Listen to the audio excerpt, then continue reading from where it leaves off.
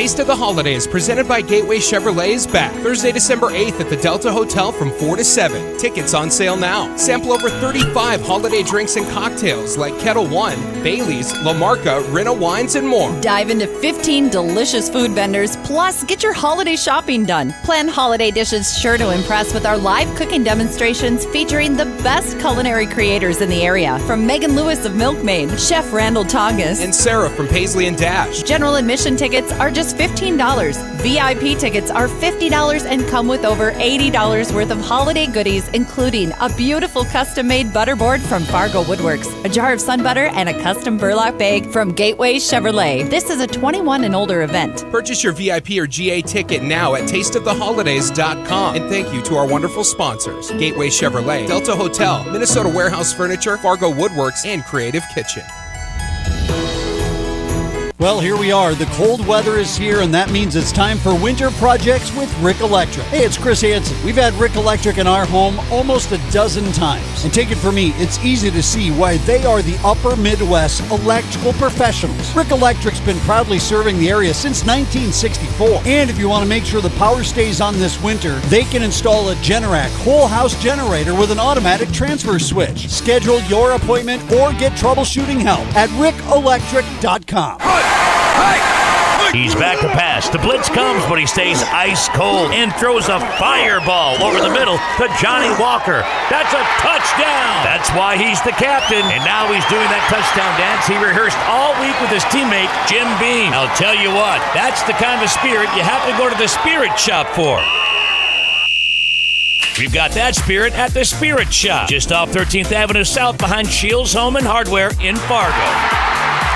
Truck headquarters. Gateway Chevrolet has new Chevy trucks arriving daily. Buy your new Chevy Silverado at Invoice. Yes, Invoice pricing on new Silverados with a fresh look, new interiors, and larger screens with easy-to-use technology. Save thousands on new Chevy Silverados with 4 different motors available. Dynamic fuel management, Bluetooth, backup camera, Apple CarPlay, and more. Save thousands and enjoy the smooth ride in your new Chevy Silverado from Gateway Chevrolet. Find new roads. Details gatewayfargo.com.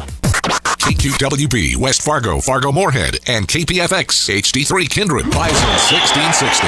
Powered by Gateway Chevrolet, Cadillac, Nissan, and Hyundai in Fargo. We are Buckmore. And here's what you need to know. At the World Cup right now, Senegal and the Netherlands are scoreless at halftime. Earlier today, England defeated Iran 6-2. Team USA will play its World Cup opener against Wales at 2 p.m. Eastern. NFL New York Giants rookie receiver Wan'Dale Robinson tore his ACL in yesterday's loss to the Lions and will be out for the rest of the season. NFL media reports Giants cornerback Adoree Jackson will miss 4 to 6 weeks with a sprained knee. The Tampa Bay Buccaneers designated running back Giovanni Bernard to return from injured reserve. The Detroit Lions designated rookie receiver and first-round pick Jamison Williams to return from the physically unable to perform list. On Sunday Night Football, the Kansas City Chiefs prevailed over the Chargers in Los Angeles 30-27. Patrick Mahomes and Travis Kelce connected for 3 touchdowns, including the game winner with 31 seconds to play. I'm Isaac Lowenkron.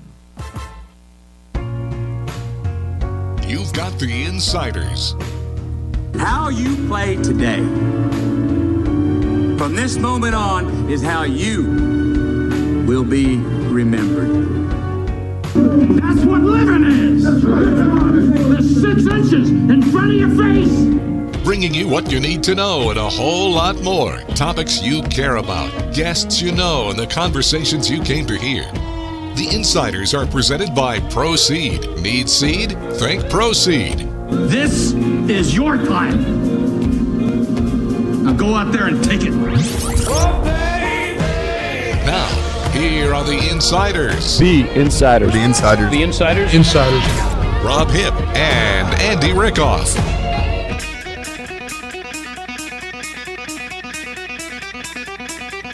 From the Red River Valley to the Western Edge, in the Combine or on the road, in your home, across the globe, or wherever you are listening, this is Bison Football, and champions play here.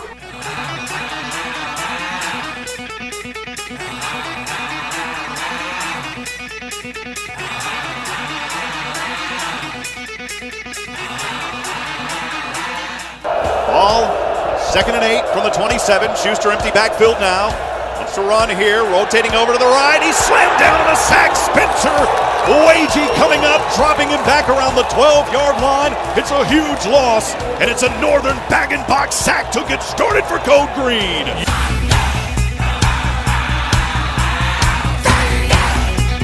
Miller, shotgun snap, wants to run it. Across the 4, still on his feet, breaks a tackle, touchdown! NDSU in the end zone. How about it for Cam Miller after he rushed for one in the fourth quarter last week? Gets one here in the first quarter, and the Bison leading early 13-0 with 5:13 to go.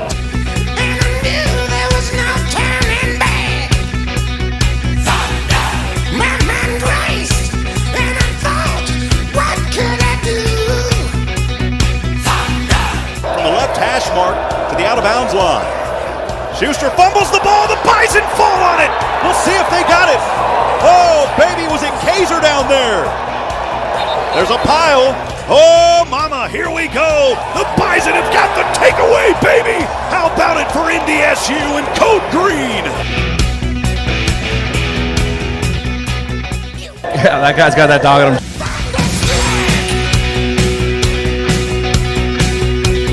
First and goal from the 7. Miller wants to take it himself. Right side, going up the middle. Touchdown, Cam Miller.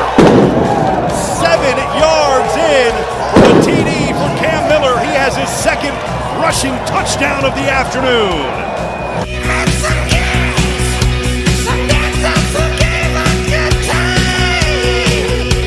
Second and goal from the 3. Fakes the handoff, goes behind Ganella. Oh, touchdown, baby!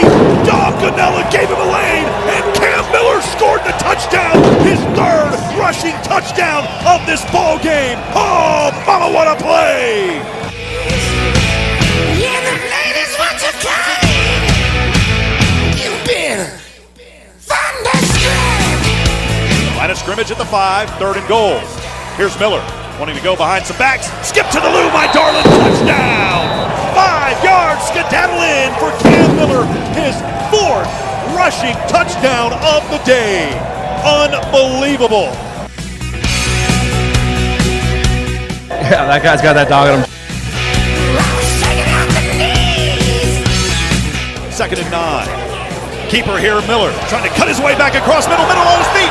10, 5, down, touchdown, Cam Miller! Oh, mama! 30 yards! Make it 5 for Cam Miller! Unbelievable performance for Cam Miller here in the last regular season game.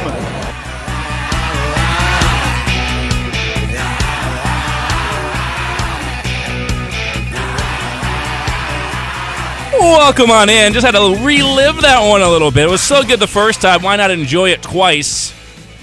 Still feels just as nice. Sandy Rickoff, Rob Hipp here with you on a Monday. North Dakota, Bison Nation, say it with me. It is a Bison State.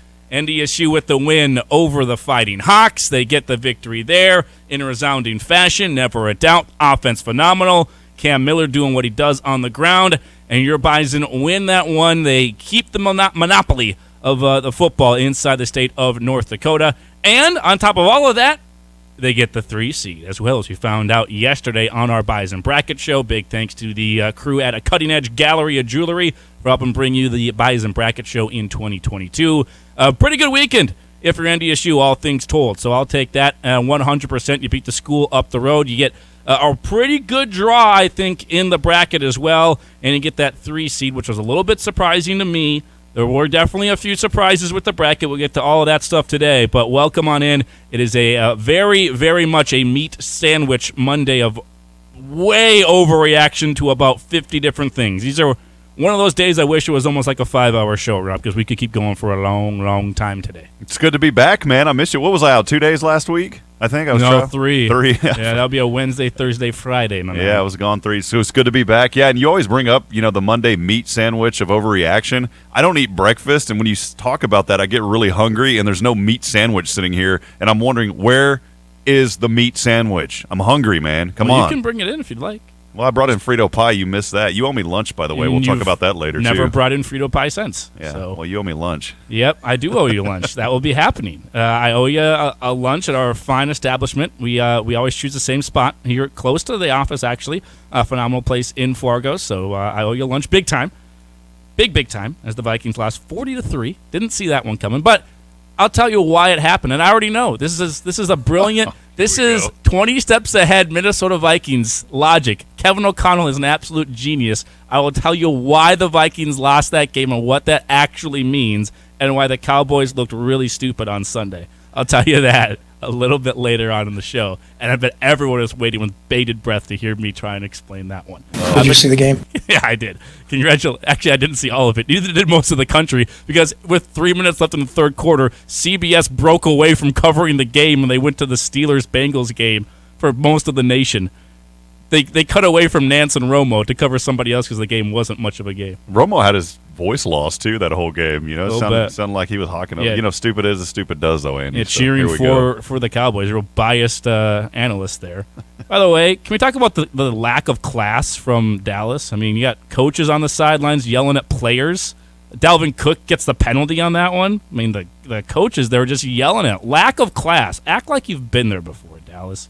Crying out loud. Oh, come on. I was waiting Assistant for coaches on the sideline yelling at players. I was waiting for the Chains video from the Cowboys, like probably on their plane back to Dallas. I was waiting for that to make fun of us, but haven't seen it yet. They should have. Everyone's doing it. You know, copy the Vikes. But again, the Vikings did exactly what they should have done, actually, and the Cowboys looked stupid. I'll tell you about that why later. I'm just glad that I'm not the Lone Ranger here at Radio FM Media because luckily our good friend John is also a Cowboys fan, so he and I can talk a little bit about our victory. But everyone else is like, don't say anything. I told you earlier, I don't rub things in. I'm pretty quiet. I didn't do that. I'm respectful about it.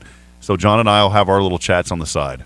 Oh, no, John definitely had his chat I right know to my he did. face. Yeah, no, absolutely. And you guys have the right to. 40-3, it's not just a win. That's an absolute drubbing, and it makes the Vikings look like they shouldn't even be in the NFL. That was pretty darn right embarrassing by the Vikings at home. And I said this after the Bills win, right, Micah? We said this. Like, you better come back and perform because I had the feeling of the Minneapolis Miracle over the Saints leading into the game against the Eagles, the NFC title game, where you have this big emotional win and you're talking about it all week and you don't get over it, and then you just get your rear end handed to you. It was the same feeling that I had in 2017. I was like, wow, big win, and then we can't come back, regroup after that, because you always talk about having to regroup after a loss, regroup after a win, reset, get back to that mean level, that average level of not being too low, not being too high. Yep. Get in that right mindset so you can compete again. Yep, and it happened in the regular season, not the postseason. So the Vikings are a perfect spot to be, and they're going to win their division, which is great. Just like basketball, you know, you talk about just playing a little nasty. Do you do that in football? Do you say get back to that nasty level, or is that only basketball? I don't think I say it for basketball either. It is for basketball. Okay. You obviously don't listen to Andrew Morgan and I when we chat. Well, Andrew Morgan Come doesn't on, have to, man. He doesn't have to get back to a nasty. I mean, that dude's just nasty in general. I mean, like, look at the hair; he looks like a caveman out there. He's a great player. So we'll touch on the Vikings a little bit and why the Cowboys made a massive mistake on Sunday a little bit later in the show. Don't you worry. But congratulations, Rob. I owe you lunch. Definitely. Thank you. Appreciate it. Let's let Micah come along as well. Maybe I'll buy Micah's lunch so it'll kind of even out. We need him to be part of it. I love free food. Yeah, he does. He does love free food. Maybe we'll go to where he works. We'll go to your yacht spot. A little JL for you. So, but looking forward to the show. A ton to talk to. I mean, we'll touch on the Vikings a little bit because we have to. But this is one of those days where we got so much to touch on. So I know there's a lot of things Bison Nation wants us to go over, and we've got not only the win over UND, we have the bracket that was revealed yesterday as well. I think NDSU's got a really good path. We'll go through what the path looks like. Who got left out, who didn't get left out, all of that stuff. And yes, I'm well aware. No one needs to remind us. We know there was some news in the transfer portal. We'll definitely make sure we touch on that. That is obviously a major story headed into the playoffs with some, at least one for sure key contributor. So we'll go over the losses of Marquise Siegel, DJ Hart, and Dom Ganello, what that means for NDSU, and I'll give you some thoughts on that as well. Did get the opportunity last week to actually talk with Marquise Siegel. He was on the Bison Game Day, the pregame show for us with myself and James Hendricks. He was our player profile because he had been playing well, and I had an opportunity to chat with Marquise Siegel. Play just a small snippet of an interesting answer that I think is relevant to what's happening now with him entering the transfer portal. I'll play that snippet back for you here just a little bit later on in the show, probably around noon. We'll touch more on the transfer stuff at noon when we got kind of a longer segment to go over. I think it deserves a little bit longer of a segment and not more of the opener here. But we will go over it. We'll touch on all that stuff, and we'll play that answer back for you around noon. Also, yesterday on the Bison Bracket Show, we did have a chance to talk with the athletic director when Matt Larson was nice enough to give us about 8 minutes or so yesterday, myself and Cole Jurek, and go over the bracket, his thoughts on it, why some teams were in, why some teams were out, what the conversations were like, kind of go behind the scenes a bit. So I'll play that conversation with Matt Larson back for you today, because I know not everybody was able to hear it yesterday during our show, but it was a really good insight into why the bracket looks the way that it does. And, of course, at 11:30 today, the Hall of Famer, Phil Hansen, as he always does during the football season, nice enough to give us some time and grace us with his football knowledge. We'll have him on at about 11:30 on the program. But to start things off, let's talk about the Twins trade. No? No? Okay. Well, there was another Twins trade? Let's skip by the two Twins trades from over the weekend with Gio Urshela and Kyle Farmer. And oh, gotcha. There's a couple of them. No, instead we'll talk about the win for NDSU. NDSU UND, very good win for the Bison to get the victory over. Obviously, they're a playoff team, so they're a good team. You win that one convincingly. You're ahead by 3 scores at one point, basically ahead by 2 scores the entire way, and then put on a little bit more there towards the end. It's exactly what you wanted from NDSU to close out the season. We were looking for that kind of not signature win, like, oh my gosh, you beat a team that's a perennial national championship threat in UND, but it hadn't really blown anybody out all year. Even some of the bad teams. I know they had blown Western out. Okay, but everybody did that. But they didn't blow out USD or Indiana State. You had that loss, obviously, to SDSU. You're looking for something to kind of be like, okay, this looked like Bison football against a team that's requisite of saying, okay, this was Bison football. And that's what you got. A good team, a quality opponent in UND had been putting up a lot of points, lots of points. And your defense held them down, controlled that game, frustrated them. Tommy Schuster looked panicked at different times during that game, and the offense could have named the score they wanted and gotten there. Yeah, they just never found any rhythm. And, boy, credit Cam Miller coming out. Who would have thought? I think the staff saw something. We talked to Entz pregame, or postgame, rather, and they knew that this team, there was a good chance that they knew that they weren't going to expect Cam Miller to run like this. And I'm talking about UND. And so utilize that. And, man, Cam Miller, how about 5 rushing touchdowns, tying a school record going back to 1996. And Tamarick Williams got out of the gate early. Don't want to leave him out with that 51. So you go back 3 games now that the Bison have got off to a quick start. And just an impressive victory. I was happy to be up there, obviously calling it. But, man, you got to take care of business. And I didn't really have too much worries heading into this contest, Andy. I felt like that our guys – were just overpowering coming into that game. It wasn't a good matchup for UND. I think UND, they've gone some ways in recruiting that I think they got to maybe steer away from. They've gotten a little bit more of the quick, athletic kind of players on that defensive line. It's just not enough size. And I think you saw that again in this game. Where NDSU, I think Tyler Rowe went into the game saying, oh, we're going to run, and we're going to run a lot. And now, does he go into most games thinking that? Yeah, probably. But in this game in particular, he saw a matchup he wanted on the defensive line with his big guys, the Rams up front being the size they are, the level of physicality they are, and saw some guys who are more of the 250, 245, 255 variety on that defensive line for UND and said, oh boy, we're going to run, and we're going to run a lot, and we're going to wear on these guys. And that's exactly what they did. You saw it at the beginning. I mean, literally the second play, and it was a gashing hole, wide open for not just Tamarick, but could have driven an actual truck through the line. Yeah, our backs, you look, Andy, and our backs, it's like 3-4 yards before they even get touched. And that's been that way the last few games. Credit the Rams for that. Mm-hmm. And then obviously, Cam Miller, the 5 rushing touchdowns, tying a bunch of players, but most recently Kevin Feeney, quarterback as well, who had the 5 rushing touchdowns back in 1996 against Minnesota State Mankato. So great stuff from Cam. You had enough of the passing game. You had the big plays when you needed them. Obviously, that big play to DJ Hart was huge. Career-long passing pass completion for Cam Miller on that play. Career-long rush as well for Tamarick on play number 2. But you had the big plays when you needed them. You had enough in the passing game. I think it was 8 of 12 for Cam. Nothing overly flashy, but the plays when you needed them in the passing game. And I know there's some fans out there, and we talked about this on Bison Hotline, myself and James Hendricks and Chris Hansen. We were talking about the running game, and I was like, okay, let me be contrarian, because there's definitely fans out there who are saying, okay, it's all good and fine and dandy, you did this in this game, but there's going to be a team out there that stops your running game, or not stops it, but limits it. Doesn't give you that those massive holes to run through, and doesn't allow you just to out-physical them, play in and play out. And you're going to have to pass it. You got to find it. There's fans out there, and I get that, because there's good teams that will slow down your running game. There are. But you have enough from the passing game. We saw it last week with the game against Southern Illinois, where you had those 3rd and 10, 3rd and 11, 3rd and 8, converted them all through the air. Then you had another, the big plays when you needed them from the passing game in this game to Zach Mathis or Eli Green. The tip pass to Logan Hofstad's obviously a little bit of a lucky play there, but you had those big shots down the field. You had the big one to Hart as well when you needed it. So the passing game's giving you what you need right now. And I think in games where you need it a little bit more, they'll have more opportunities there. But they went into this game saying, look at the size up front.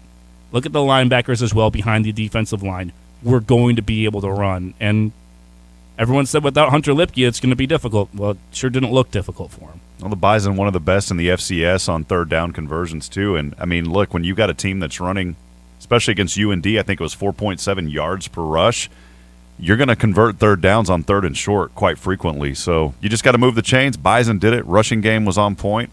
And I want to see if that'll continue. It's the staple of the program. We mention it almost every show or every time I talk. We know it's the staple of the program, but it's been more of a balanced attack, getting Cam Miller involved now. See if that continues throughout the playoffs, man. It's going to be a really good matchup coming up here December 3rd. Yeah, so a great win for NDSU. You get that victory over that school up the road, 42-21. Have a little bit of a statement victory to maybe just remind everyone a little bit that NDSU is still here. I know there's people nationally. They said it again on the bracket reveal show on ESPNU yesterday. I forget who it was that said it, but NDSU is not the same NDSU as of old or whatever. I think that was a little bit of a reminder, okay, this team's still pretty good. This UND team was averaging somewhere around upper 20s. They had been over 30 points in most of their games offensively, held them to 21. There's only one other team in the FCS that did that all year, held them under 21 or less. That was Southern Illinois, held them to 17. So defense was really good still.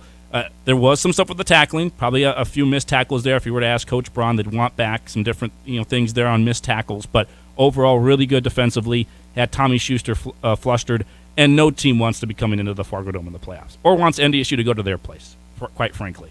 And that leads us right in to the bracket, which was revealed yesterday, ESPNU. We know what it looks like now. NDSU gets the 3 seed. SDSU gets the 1. And when I saw SDSU get the 1, I don't know about you two, I thought, okay, NDSU's the 4. They put us on the same side. Okay, here we go. Because that would have made a little bit of sense. You could have at least made the argument of SDSU or whatever.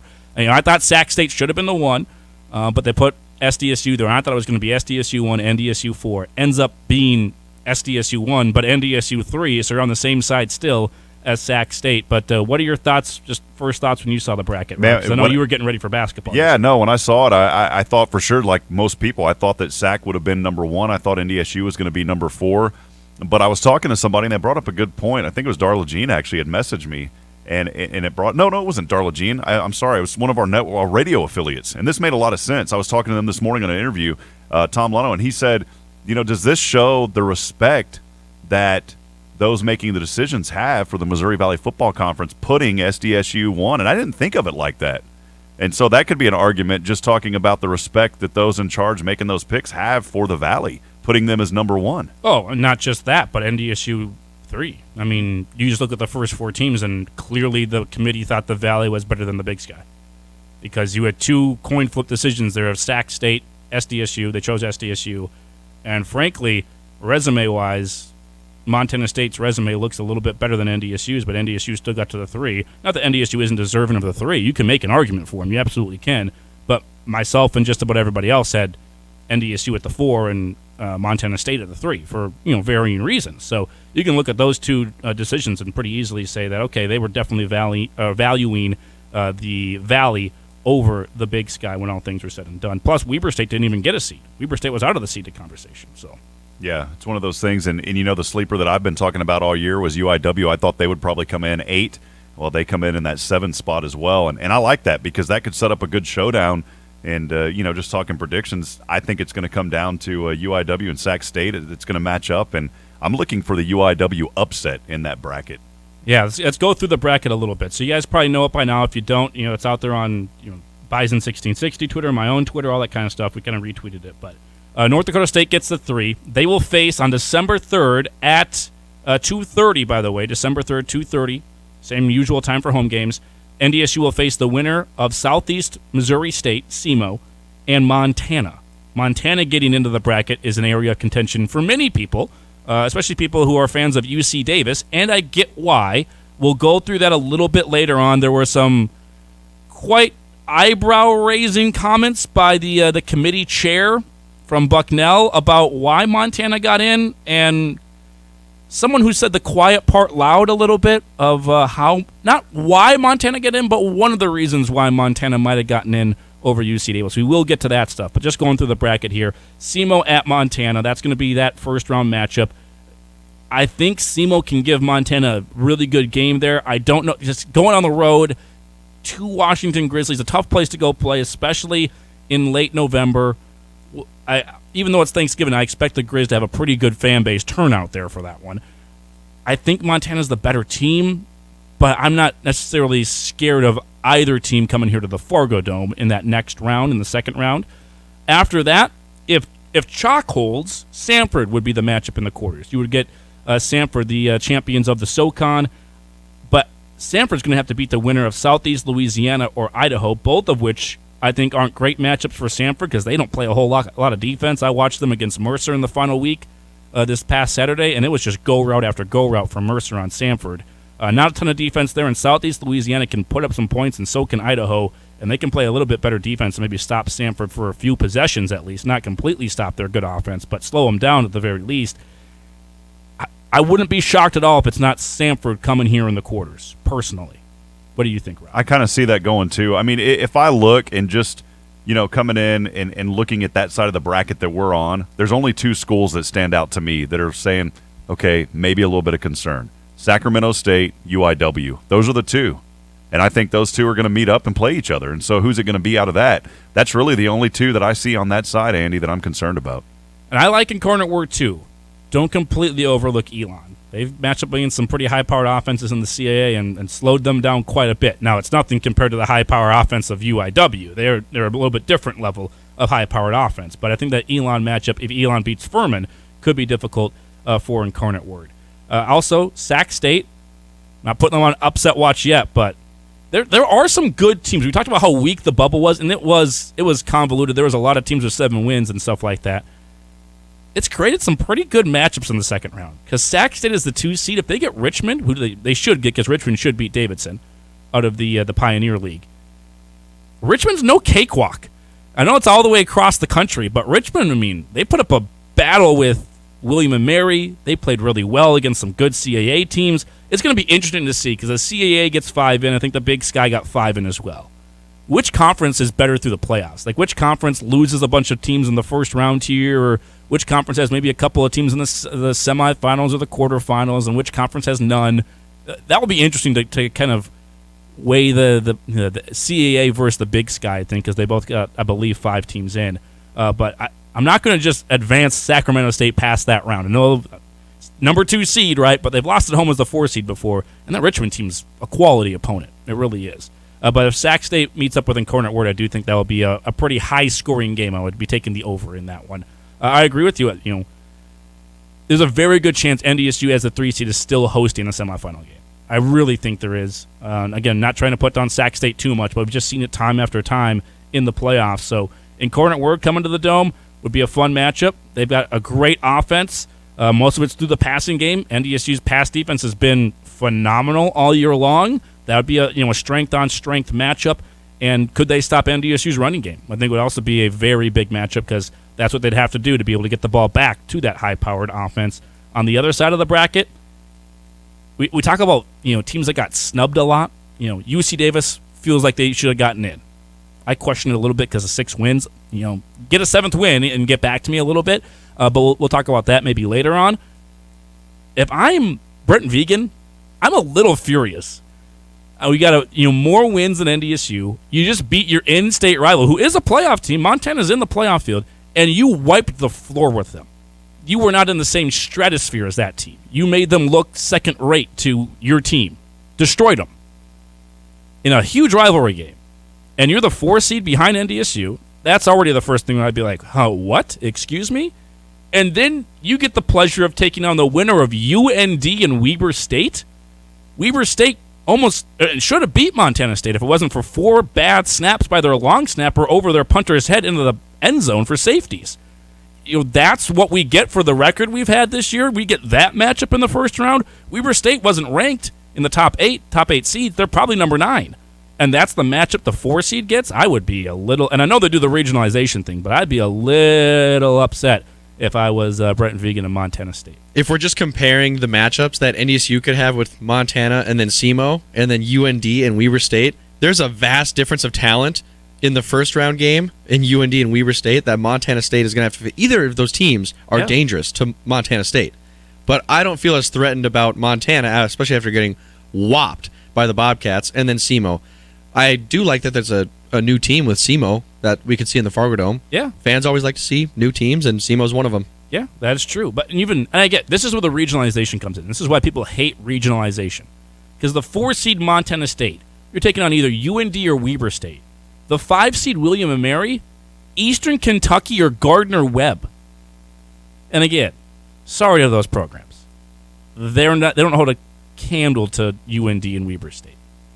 And that's the 5 seed, ranked lower than Montana State. Like, that's the regionalization. We get why that happens. I do. You got the travel costs and all that stuff in there. That's exactly why that's happening. But it's an easier matchup there. The 6 seed Sanford, Idaho or Southeast Louisiana. I think Idaho's a really good team, and Southeastern Louisiana can put up some points. But Weber State and UND have been ranked higher than those teams, or for sure Weber State all year long. Elon and Furman. Elon's a really good team. That could be going to the 7 seed Incarnate Word, but I'd still take Weber State over Elon. Like, if I'm Brent Vegan, I'm just scratching my head of what else did we have to do? Like, you destroyed everyone, or mostly everyone, throughout the season. That whole side, SDSU side, looks a lot tougher than NDSU side, in my opinion. I think there's a lot more talented teams that are the unseeded teams on that side than compared to NDSU's. Now, I've loved Delaware all year long. And Delaware is probably the team that's going to be facing SDSU in the second round because they face St. Francis or the NEC. And if Delaware gets that win, they'll travel to Brookings. I don't think they're going to beat SDSU. But Nolan Henderson can put up some yards. He can throw. They got a quarterback at the very least, so could be interesting there. What else do you make of the bracket here, Rob? What else kind of stood out to you? It's just the regionality that you talked about. You know how things are, and you answered it. I'm not a fan of it, and I understand whenever you start looking at travel and those things. But you're right on the money about, I don't agree with just because the proximity of teams letting them play like that. Look, you played hard to get into the playoffs. Match these things up, and I'm not putting down the committee. We know people on the committee. I'm not putting. It's a tough job, but it's a very tough job that I would not want. But I would like to see eventually maybe the rules change to where it is a little bit more outside of that region. I get it, but we're talking Division I football. Let's play where people line up, not based on their location. Yep, and I get the travel costs, all that kind of stuff, and definitely it's been talked about before because it. Not only do we think it plays a factor, it does. That's been mentioned by people in the committee. That's from the NCAA themselves. Say, yeah, it's going to be regionalized to cut down travel costs. So that we know that's a thing, and that's why it happened that way. But if I'm Montana State, I'm just like, goodness gracious, could you give us any more difficult of a? And even if UND beats Weber State, keep in mind UND played in the Big Sky for years. That coaching staff, they know Weber State, they know Montana State, they know that brand of football and how to beat those teams. So either of those teams are not going to be an easy out, I would think, for Montana State and the Bobcats if they or whoever they face. Not if they face one, they will be facing one of them. And then if they get past that, then you got a really good William & Mary team. But at that point, everybody's good. So you just kind of have to face who you have to face. But we'll go through the bracket a whole lot more. We will do that. If you have thoughts on it, and I know you do, we already have people texting in. Continue to do that. 701-476-1660. You can also email us at the Rick Electric email inbox, studio@bison1660.com, and you can call us on the Epic Companies hotline, 701-476-1660. This hour of The Insiders is brought to you by Rick Electric. When you need electrical work, you need Rick Electric. For over 56 years, Rick Electric has been providing excellent electrical services for homes and businesses. Visit them online at rickelectric.com. We'll take a break. Hall of Famer Phil Hansen on the other side. Monday on The Insiders. Where the Bison roam. Bison 1660. We take great pride in really doing all the research and the work behind the scenes to make sure that our products just work. We have our own staff member that helps pick the hybrids and the varieties that work in our area. It's meant for you, not for somebody 200 miles away. We test our seed locally. We produce our seed locally, so we get to see our production fields, where they need to be, and if they work there. Need seed? Think ProSeed. ProSeed.net. Great seed at a reasonable price. Living in the Midwest, you need to make sure your roof is set up for all the elements. Give All Star Construction a call today to make sure your roofing system is ready for winter. All Star Construction specializes in residential and commercial roofing. Visit allstarfargo.com to request a free estimate or to get on the schedule for spring 2023. That's allstarfargo.com. All Star Construction, your exterior experts. Hi, I'm Spencer Wagey. There's nothing better than getting the W on Saturdays in Fargo, but celebrating the win with my teammates and family at Herd and Horns is a close second. From the burgers and pizza rolls to the new homemade mozzarella sticks, I know they have my favorites covered. Herd and Horns is conveniently located on 12th Avenue North across from the NDSU campus. Herd and Horns is your destination for burgers, beer, and bison. Talking about your farm finances shouldn't be intimidating.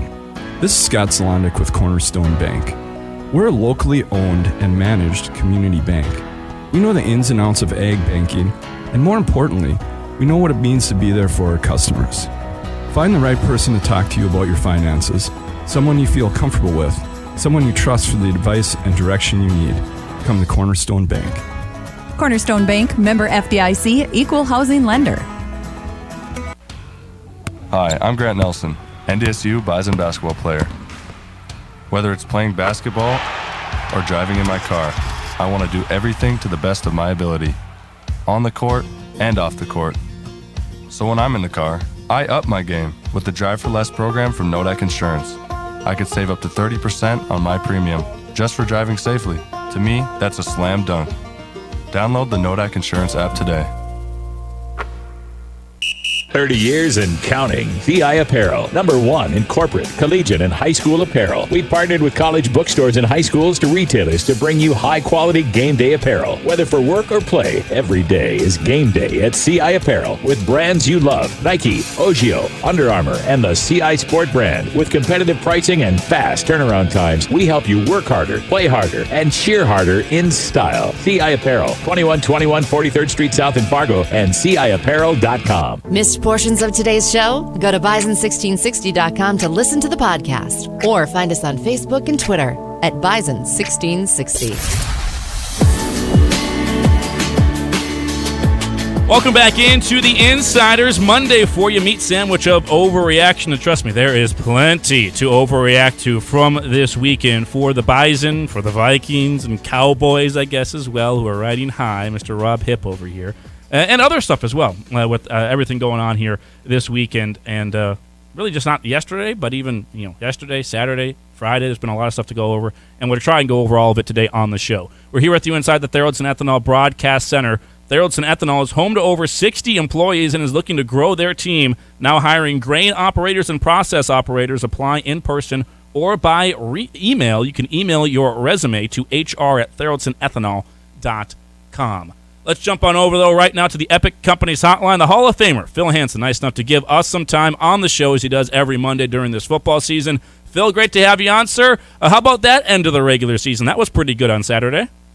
Yeah, I thought it would be a more competitive game, but, I look at UND and I'm thinking, they look kind of like a Big Sky team. They're in the Big Sky for a while and, kind of a shootout, try to control the clock and just outscore you. But, with our offensive line, that was the difference, our offensive line, I think, anyway. Just pounding the defensive line. From the beginning, they were just really rooting them out and moving them back. And I think that was, collectively, overall, that was the difference in the game. Yeah, NDSU with rushing yards, 363 of them. I think pretty impressive to say the absolute least there. I said the same thing early on, Phil. Do you feel like UND, it's just the interior of the defensive line, that's the area they are definitely missing at this point? I think they got a lot of good parts.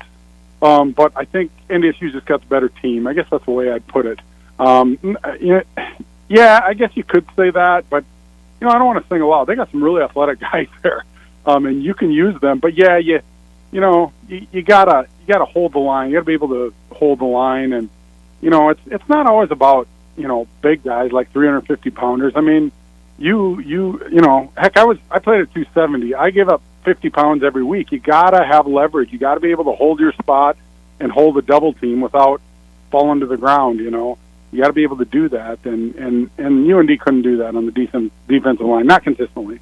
Phil, it does seem, and I just wanted to get your thoughts, it does seem like this Bison team just continues to get better each game. I don't think they've peaked yet. I just wanted your thoughts on that statement. Yeah, I worry about the balance. I wish we could develop more of a passing game, but there's no question. Our running game is, I put our running game up against pretty much anybody in the country, and now that we're in the playoffs, we'll probably have to.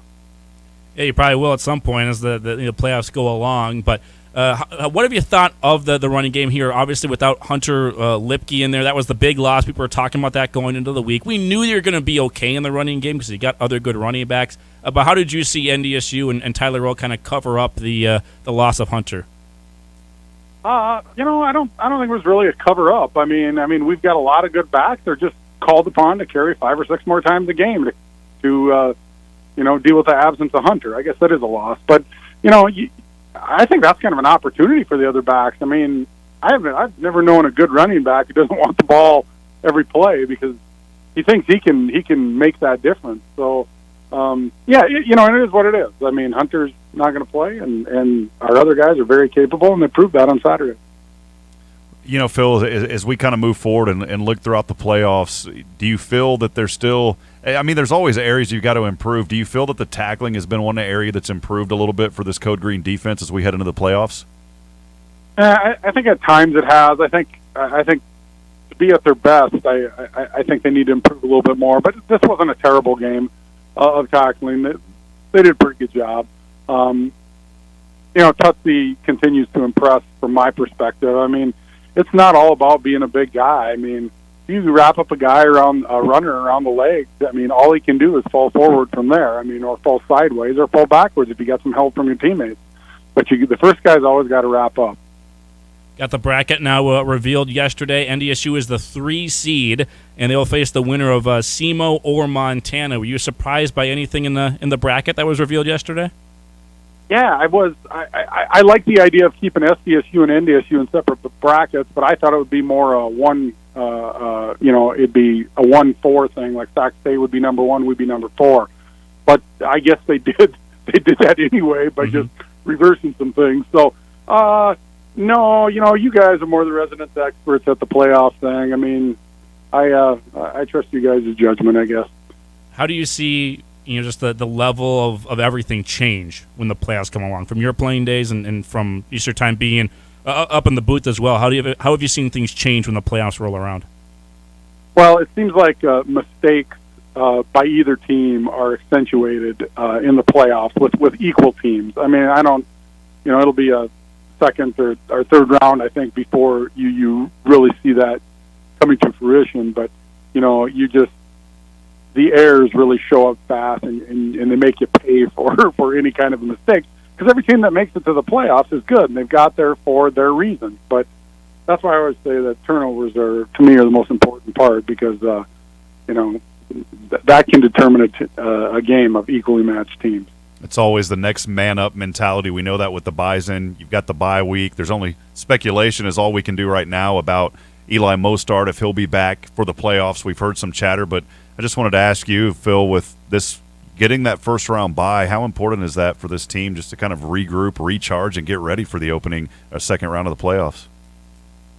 Well, I think it would have been quite a surprise because NDSU, heck, I don't think they know a time when they weren't they didn't get a first round bye. Was that maybe that Eastern Washington? Was that correct? Yeah. Back in 2010, did we have to go? Yeah. So I mean, for a decade, none of these players know what it's not like to have a bye. So. And yeah, a bye middle of the season, and then at the end of the season to get ready for playoffs. I mean, just gets you a collective. You can let your hair out for a second, go enjoy your family with Thanksgiving and stuff, and then come back and get ready to hit it hard. Yeah, pretty crazy how long this streak has been without having to play on that Thanksgiving weekend. Again, talking with Phil Hansen here, brought to you by CI Sport. The other news from over the weekend, Phil, some players deciding to move on from the program, and that is kind of life in today's age of college football with the transfer portal. It just kind of is what it is. Marquis Siegel, Dominic Ganella, DJ Hart, and we found out Britton Pasco as well. What do you think of just the departures there, how that could affect things going forward? You know, I'm kind of old school in this. I mean, yeah, I guess, you know, it's a different world with opening up this transfer portal. I don't even understand it completely myself.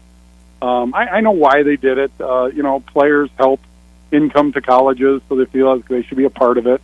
But you know what? They're not professional athletes yet. Although, you know, it's becoming treated, you know, somewhat like that. Maybe a quasi-professional football team, but I'm old school about that. I don't want to venture, and I don't want to cast a shadow. I don't know what any of those players' situations are with the team, with the teammates, coaches. Maybe it's legit, maybe it's not. I hate to see some of them go. I think there's some real talent moving on, and I think that's the greatest, or that's the most troubling thing.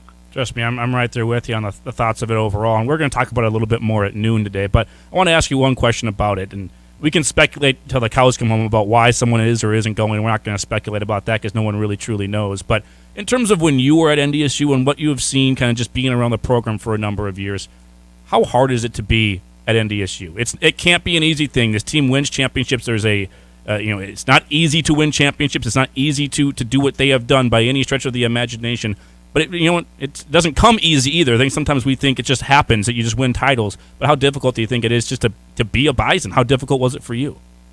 You know, back in the 80s, so I'll age myself here. We came in, there were 30 guys that came in, and there were 13 that graduated. I mean, it's an attrition sport. And you know what? Some of those just didn't quite fit in. Some of them were injured. So, I mean, there's a legitimate reason for all of them. But I don't think we had one player when the year I played or all the years I played that transferred to another school that I can think of. It was like, I'm going to gut it out. This is the school that wanted me, and I'm just going to gut it out. Of course, we didn't even know what transfer portals were back then. So, but I don't ever remember it crossing my mind that, oh, man, I wish I could play someplace else. But we were pretty good, too, so I don't know, maybe that made a difference. I just think this free agency mentality, you know, maybe it's pervasive throughout college. I don't know. I'm watching it unfold as everyone else is. I wish people would come clean with their answers why they're leaving, because maybe then coaches and teams could put that fire out. But it's a young kid making a decision, not yet a real adult yet, but making adult decisions, and he's got a talent, and it's I don't know, it's different for every kid, I'm sure, but it's tough to watch. Well, Phil, I want to wish you a very happy Thanksgiving. I've got a question. It's the second most important question of this interview. What's your favorite Thanksgiving food? What are you going to be divulging in this week? I'm a mashed potatoes and gravy kind of guy. I could take ham, I could take turkey. Desserts are fine, but, I guess it wouldn't be Thanksgiving without mashed potatoes and gravy to me. All right, Andrew Morgan, a basketball player, said the same thing, so appreciate you filling me in. Yep. I'm always green bean casserole myself. That's also a favorite. Hey, I love that too. You made me pick one. Gotta have it, and some pie because it's Thanksgiving. You gotta have that. Well, Phil, always appreciate your insight into the program and this team. Looking forward to covering it again with you in the playoffs, sir, next week. All right, happy Thanksgiving to you guys as well. You as well. Happy Thanksgiving, Phil Hansen, the Hall of Famer, on the phone lines with us, brought to you each and every week by CI Sport, 30 years and counting. CI Apparel, #1 in corporate apparel, collegiate and high school apparel as well. Whether it's for work or play, every day is game day at CI Apparel. They offer competitive pricing and fast turnaround times so you can work harder, play harder, and cheer harder in style online at CIapparel.com. Let's take a break. We'll come back, kind of talk about what Phil had to say there, and also conversation on what Rob's been waiting for all day long. I'll tell you why the Cowboys made a grave mistake yesterday against the Vikings. That's on the way when we come back on a Meat Sandwich Monday on The Insiders. You're listening to The Insiders on your home for NDSU sports. Bison 1660. With the rising threat of cybersecurity attacks, you need to ensure your business is fully protected. Data loss, ransomware attacks, and other breaches can disrupt your business and damage your reputation. Consolidated Communications Cloud Secure Service safeguards your business from these attacks by securing your network, data, and applications. We proactively monitor your security to prevent intrusions before they compromise your IT systems while protecting your staff in the office or when working remotely. Visit consolidatedcommunications.com/cloudsecure to protect your business. This is Menli from Healing with Hyperbarics, and I want to talk to you today about how hyperbaric oxygen can help you if you've had radiation in the past. Radiation saves lives by killing cancer cells, but the damaging effects of radiation to the tissues continues. This leads to poor blood flow in these tissues, causing a range of problems, depending on which tissues are radiated. If you've had radiation in the past and struggle with any post-radiation injuries, book an appointment with us at Healing with Hyperbarics to see how hyperbaric oxygen can help you heal. Hey, Brad. I feel like we've all been there around the holiday season where money is really tight and having some extra cash would really come in handy. I heard that Corwin Auto is helping stuff stockings this season. Is that right? Yes. If you need some extra holiday cash fast, Corwin Auto will put a little extra jingle in your pocket this holiday season. That sounds really nice. How can someone get some extra jingle in their pocket? Corwin Auto wants to buy your used vehicle and will offer more money than ever to buy it. So that truck that's just been collecting dust in the garage, you'll buy it? Yes. Bring your vehicle into any Corwin location and have it appraised. Get an instant cash offer and walk about with more jingle. I mean cash on the spot. It really sounds like there's never been a better time to sell a vehicle and get top dollar. You are spot on. Let Corwin Auto help stuff your stockings this season. Stop by any of the 4 Corwin Auto locations today. You heard Brant. If you need holiday cash fast, Corwin Auto will put a little extra jingle in your pocket this holiday season. Here's your Red River Valley weather update on Bison 1660. A sunny start to a new work week with highs near 23. Northwest winds around 10 miles per hour, becoming south in the afternoon. Overnight, mostly cloudy with temperatures holding close to 20 and south winds 6 to 10 miles per hour. This weather update brought to you by Brady Service Center in Moorhead. Brady Service Center is your one-stop shop for all of your automotive needs, and with donuts, breakfast, and lunch items daily, they're also your one-stop shop for all your road trip needs. Dakota Refrigeration has been helping the Bison succeed behind the scenes. From their training room to their dining room, from milk to medicine, from ice to ice cream, Dakota Refrigeration has been serving Minnesota, Montana, and the Dakotas for over 4 decades. Locally owned and operated since 1974, Dakota Refrigeration is a full-service source for your refrigeration, heating, ventilation, air conditioning, and electrical needs. Dakota Refrigeration, located in Fargo, Bismarck, and Minot. If you need any professional advice, they may not be your guys. You want answers! I want the truth! You can't handle the truth! But if you need information on NDSU, then they got you covered. It's the Insiders on Bison 1660. 2nd and 9. Keeper here, Miller, trying to cut his way back across middle on his feet. 10, 5, down, touchdown, Cam Miller! Oh, mama! 30 yards! Make it 5 for Cam Miller. Unbelievable performance for Cam Miller here in the last regular season game. Welcome back into the Insiders on a Monday, and Cam Miller probably still kind of reveling in that performance a little bit on this Monday. I know it's 24-hour, but you don't have a game this week, right? So you can enjoy that one a little bit more. 5 touchdowns on the ground from one Cam Miller. That is one of our JDP electrifying highlights of the game. When it comes to your electrical needs, you only need one call, and that is to JDP Electric. They're professionals that can follow a strict timeline and get your project done when it's needed. Call 701-232-1991 today to experience the JDP difference. Cam Miller, the difference in that one. He was. You know, at one point, I heard you say the hat trick after 3, so it got my mind going, because everybody knows the hat trick is 3. Here is, go ahead and sing the intro, because you know where I'm going with this. Okay. You know, sing your intro. You know what I'm about to do. The news. Oh, news that nobody cares about. All right, here you go. For reference, 2 is called a brace. Yep. 3 is the hat trick. 4 is a haul. 5 is glut. 6 is double hat trick. And 7 is the haul trick. There you go. Why isn't it like a glut trick? It's just called glut. A glut. What in the world is... Can you look up a definition? Of glut? Glut. Well, when I think of glut, I think of like overeating. Like, don't be a glutton. Gluttonous. Gluttony. Glut overeating. is an excessively abundant supply of something. So that's Okay. good. A glut. Yeah, well, a there's glut of touchdowns. Abundance of supplies of touchdowns provided by one Cam Miller on Saturday. Okay, let's get to it. Here's your chance. Say what you want. Gloat. Rub it in a little bit. Be the homer here a little bit. Glut. 40-3. A glutton of points scored by the Cowboys on the Vikings defense. It wasn't even remotely close. 40-3. Man, what happened? Golly, where'd Tony Pollard come from these past few weeks? My goodness. And then all of a sudden, Dak Prescott, you know how I pegged him as like, I'm not a big Dak fan. I'm starting to believe a little bit in this guy, but Good. I got to see the consistencies. But yeah, I just could not believe. I was sitting there watching that game, and I think I even texted Micah a little phrase because I could not believe what was happening during that ball game. I said, "You have got to be kidding me!" As a Cowboys fan, I was ecstatic, but I still couldn't believe it myself. I was glad that I was working last night, so I didn't have to pay attention to the debacle of a performance from the Vikings. It's bad. So my mind was more sane than what it would have been if I was watching the game. Oh, yeah. Trust me. Pulling your hair out. What in the world is there? The biggest one was after halftime. You feel like, okay, second half team will pull this thing around. Maybe you got a chance. You got to get a stop. Get to 3rd and 14 on that first drive for Dallas. You got them at 3rd and 14. And then a 68-yard touchdown pass to Tony Pollard. You're like, okay, there's the game. Game's over. Sounds good.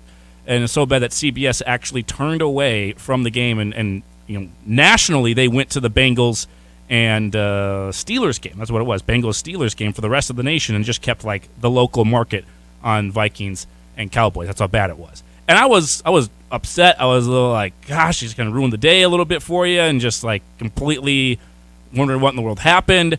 And then last night it hit me. It dawned, Micah. That was a big mistake by the Cowboys. It really was. I mean, it was a nice win. Gets them a lot of publicity today, and everyone's talking about how good they are, and gets you to 7 wins, 7-3. But unfortunately for them, they're still second in the division, right? 9-1 for the Eagles. They barely escaped the Colts. Got a little lucky there, but got the win over the Colts. Jeff Saturday's kind of looking a little bit better right now for the Colts, by the way. Vikings are 8-2 though, and the Packers lost, and the Bears lost. They might have lost Justin Fields because he had a shoulder injury. The Lions have actually won 3 in a row, but they're not going to push the Vikings. So the Vikings are going to win their division, and let's be honest, the Seahawks at 6-4 probably going to fade just a little bit. The Vikings have some winnable games. They'll be fine. They'll be the 2 seed most likely in the NFC, which means they're going to face a wild card team in the playoffs. I'm still that wondering. wild card team could possibly be the Dallas Cowboys. Yeah, and I was just about to bring that up because the NFC East, how everybody's well over 500.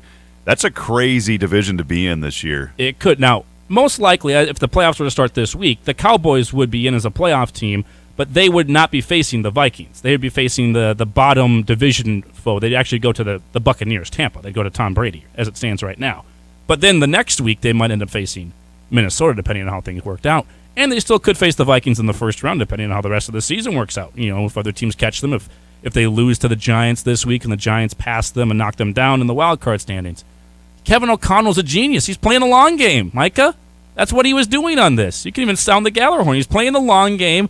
Now we know exactly the game plan. We know 100%. After you put 40 points up on the Vikings, you can't change that game plan. You're going to have to do the exact same thing again. The Vikings will be ready for it, and they're going to beat the Cowboys in the playoff game. Who cares about the regular season? That was playing chess when everyone's playing checkers by a rookie head coach. Kevin O'Connell outsmarted Mike McCarthy the whole game. It was brilliant. Well, did you notice how you said sound the horn and Micah didn't do it? He doesn't believe in that statement, right, Micah? I am not believing that you are twisting it this way. You're twisting it this way? That's genius. The only thing that I could take positive from this game... You don't need to win the game. It doesn't matter. We're going to be in the playoffs anyways and win your division. Prepare for the playoff game. You're going to face them. Yeah.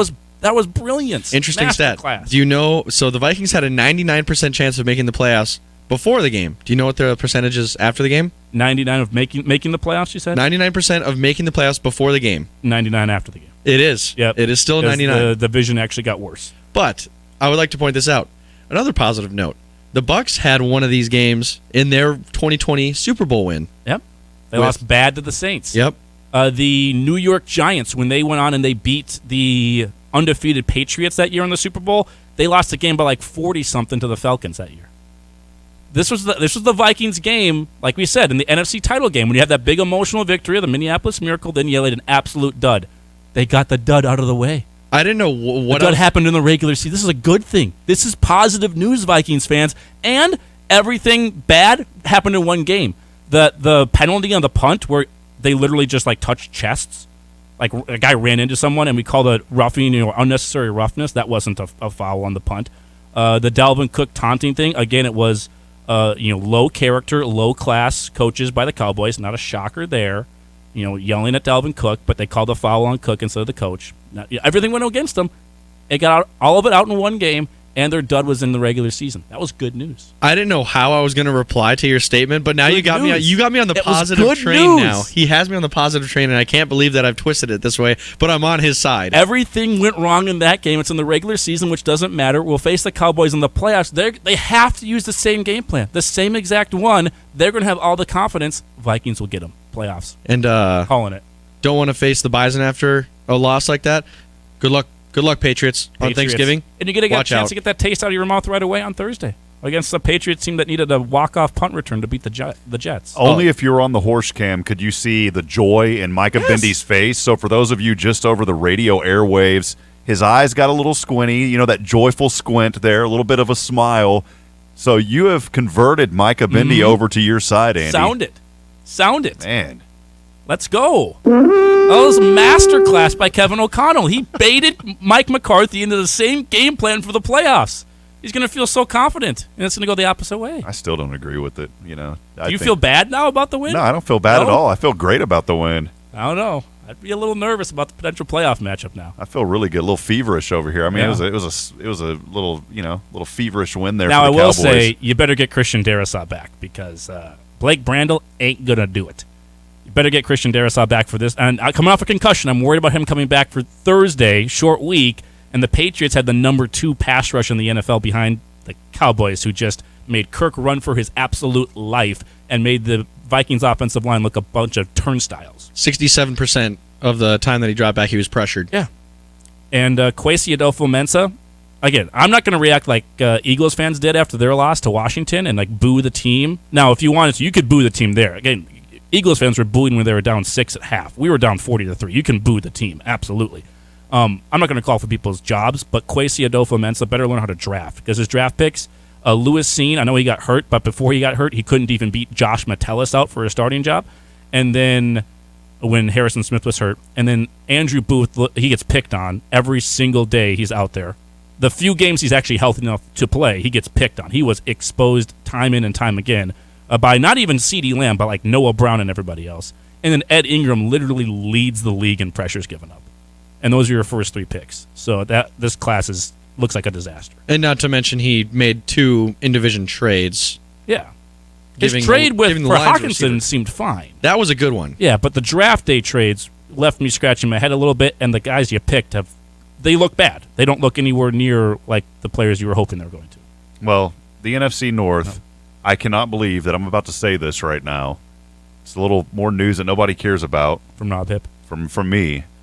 I would have never said this in my lifetime, but the hottest team in the NFC North right now, the Detroit Lions, they have won 3 straight. The roar has been restored. Everyone else has lost a game or 2, but the Lions on a 3-game streak. The Lions are back. Not really, though. We don't get them for like another 3 weeks. So by the time the Vikings roll around for the Lions, they'll cool off. We'll be okay with that one. So there you go. And I convinced Micah of it. He's on the board. I bet I've convinced everybody else. Cole Jurek, I bet I got text from Cole Jurek right now. Oh, where would you know? There it is. Yeah, I feel good now. See? It was a complete masterclass by a rookie head coach outmaneuvering Mike McCarthy. Give you the regular season. It's what the Bison do with SDSU. You can have the regular season. Postseason's where it counts. And you save some cards for it. So happy with the way that turned out, actually. Just fine with it. Would have liked to win, kind of holding your cards against to your vest a little bit, not showing everything, and still get the win would have been great. But if you lose, it's okay. That's like me saying back in the day when the Spurs lost, the NBA championship against Miami. They just did that in Game 7 so they could come back next year and win it all. Exactly. See, yeah, big picture on this stuff. People. There you go. I like the positive juice, though. Trying to. All right. Do some text into the text line. AJ texting in over the weekend. Winter camp starts now, and nobody elevates their game like NDSU does. Completely agree. Dan and Minot had some stuff for Bison Hotline. We'll go over that a little bit. Don't usually get to the text on Bison Hotline just because we got so many phone calls and emails to get to. But some more stuff coming in on the text line. Keep it coming. Whole bunch to touch on in hour number 2 of the Insiders on a Monday. Transfer portal, bracket. We'll play my conversation with Matt Larson and a whole bunch more. Hour number 2 on a Monday coming up next.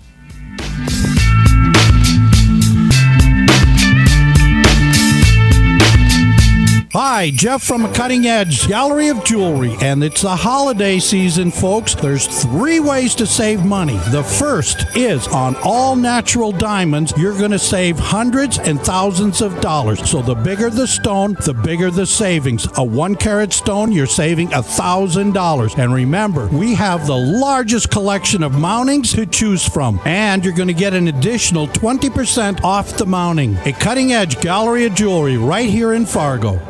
Well, here we are. The cold weather is here, and that means it's time for winter projects with Rick Electric. Hey, it's Chris Hansen. We've had Rick Electric in our home almost a dozen times. And take it from me, it's easy to see why they are the upper Midwest electrical professionals. Rick Electric's been proudly serving the area since 1964. And if you want to make sure the power stays on this winter, they can install a Generac whole house generator with an automatic transfer switch. Schedule your appointment or get troubleshooting help at rickelectric.com. Ice Castle days are on now at Outlet Recreation. With over 200 fish houses in stock, there's one for everyone. Find your favorite fish house and they'll pay your first 3 payments and give you up to 6 months of no payments OAC. Plus, every purchase gets you $500 in free accessories all this week. Outlet Recreation takes almost anything on trade. Register for an own-in generator, shop for over 200 fish houses, and get 3 free payments. It's Ice Castle days this week at Outlet Recreation. See website for full details.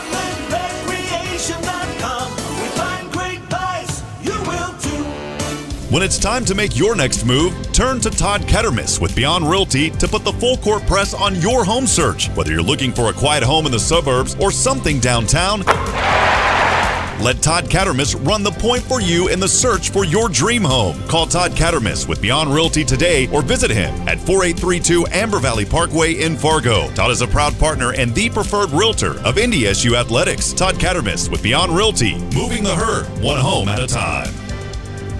I love listening to Bison 1660, but what am I supposed to do when I can't be by a radio? I want to hear all of the coverage of NDSU athletics, but I don't live in North Dakota. Never fear, the Bison 1660 app is here. Wherever you go and however you want to listen, you can listen for free on the Bison 1660 mobile app. Download it today on your app store and listen live to the Insiders, Fox Sports Radio, and all of our coverage of NDSU athletics. The Bison 1660 app, powered by Thunder Seed. Thunder Seed, first in the field.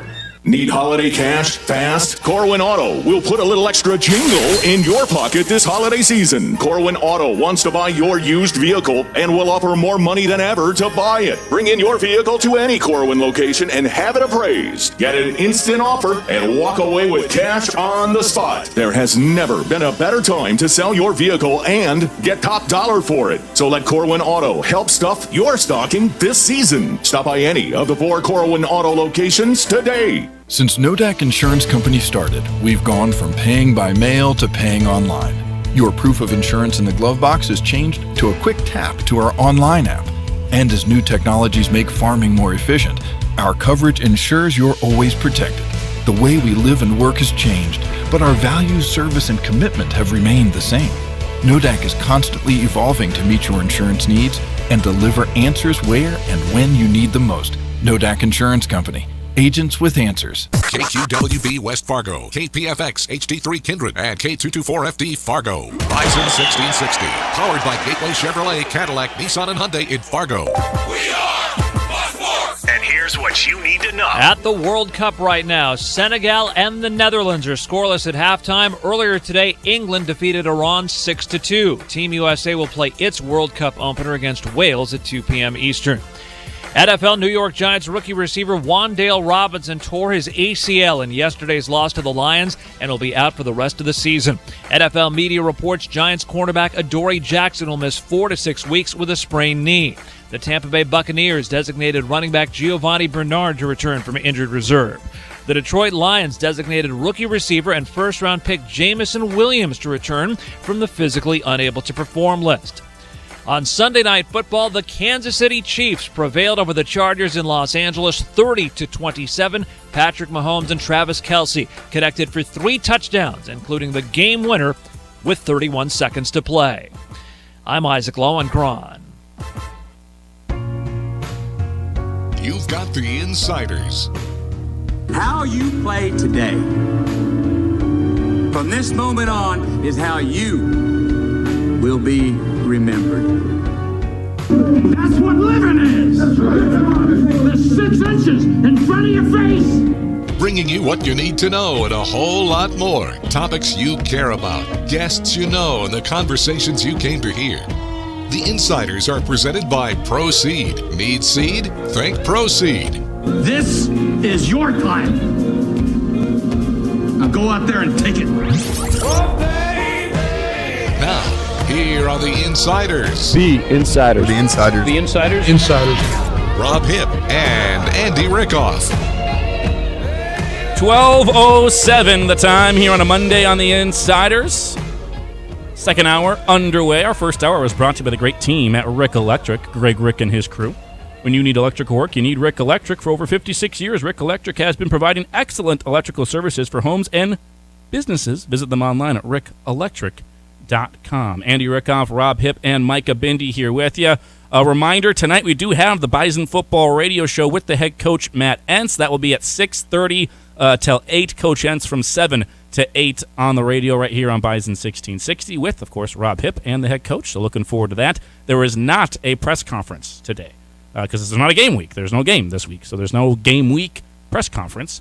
So that will not be happening today at 2, but you will have the press or the Bison Football Radio Show with the head coach Matt Entz later on. So what will that entail, do you think? Yeah, we're just going to do playoff preview. Of course, we don't know who we're going to be playing yet, but we'll talk a lot of playoff preview. I'll talk to Coach about just how special this time of the year is for not only him but for the kids, and we'll go over all the good things that are happening. You know, we always, you know me, man, I'm always going to keep things positive and encourage people though to call, text in if they got their questions later tonight, and Coach will address those. So looking forward to it, man. We do have some texts coming through. We'll get to those here in just a little bit. Want to take a quick look at the Jiffy Lube of Fargo scoreboard from over the weekend. There were some games that stood out. Obviously, NDSU wins 42-21 over UND. That one had some playoff implications to it. Idaho beat Idaho State 38-7, really cemented the Vandals to be in the playoffs. That one was a big one out in the Big Sky. Clearly, the Brawl of the Wild, I thought was going to play a big role into things. When you look back, the Brawl of the Wild, did it really matter? I mean, Montana State won 55-21. It didn't get them to the 3 seed, and it didn't keep Montana out. So did that Brawl of the Wild really matter a whole lot? I think that's a fair thing to assess when, you know, a team loses that bad, but they still get in, and a team wins by that much, and they don't go from the 4 to the 3. It's kind of interesting to me. It's very weird because I would have thought that they must have had some way different rankings than the Stats Perform, because the Stats Perform obviously had Montana at 3, NDSU at 4, but they must have already thought completely differently, because I would imagine that the Brawl of the Wild did influence it a little bit. What if they had Montana State at 5, and then they jumped to 4 with them shellacking Montana? I would think that the committee had NDSU ranked ahead of Montana State going into the games. There's no way NDSU would have jumped Montana State, I would think. Yeah. Now, they're both playoff teams, UND and Montana, that you beat, but both very impressively. Like, if one was ahead of the other, I guess you can't jump them, but you know, this body of work, whatever. You know, but it ends up really that, you know, did the game really matter a whole lot? Because you know, team loses by that much and Montana still gets in, and Montana State is at the 4, which I thought they would have been cemented in the top 4 to begin the day. So that's kind of an interesting takeaway.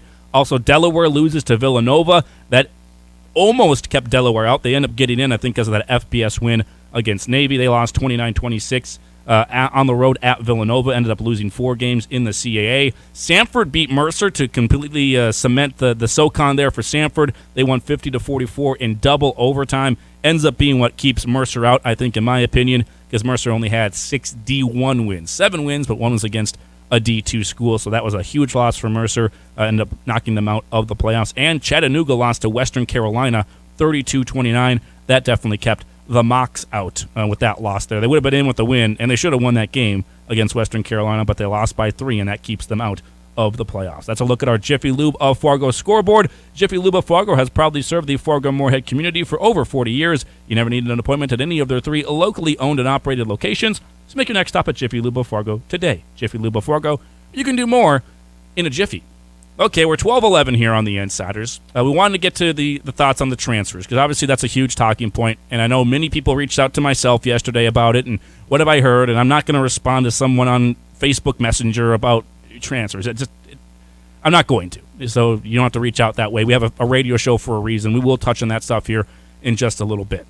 Before that, though, I know we're behind on break. So we'll take a break here. We will come back. I do have a conversation. I got a chance to catch up with Marquise Siegel last week and play or record a conversation with Marquise for the pregame show. And there was an interesting answer he gave about his thoughts basically on the program. We'll play that back for you. We'll go over the transfers and what that means for this program and why we think it happened. We'll do all that when we come back here. Monday, Insiders brought to you by Proceed. If you need seed, think Proceed. Back with more next.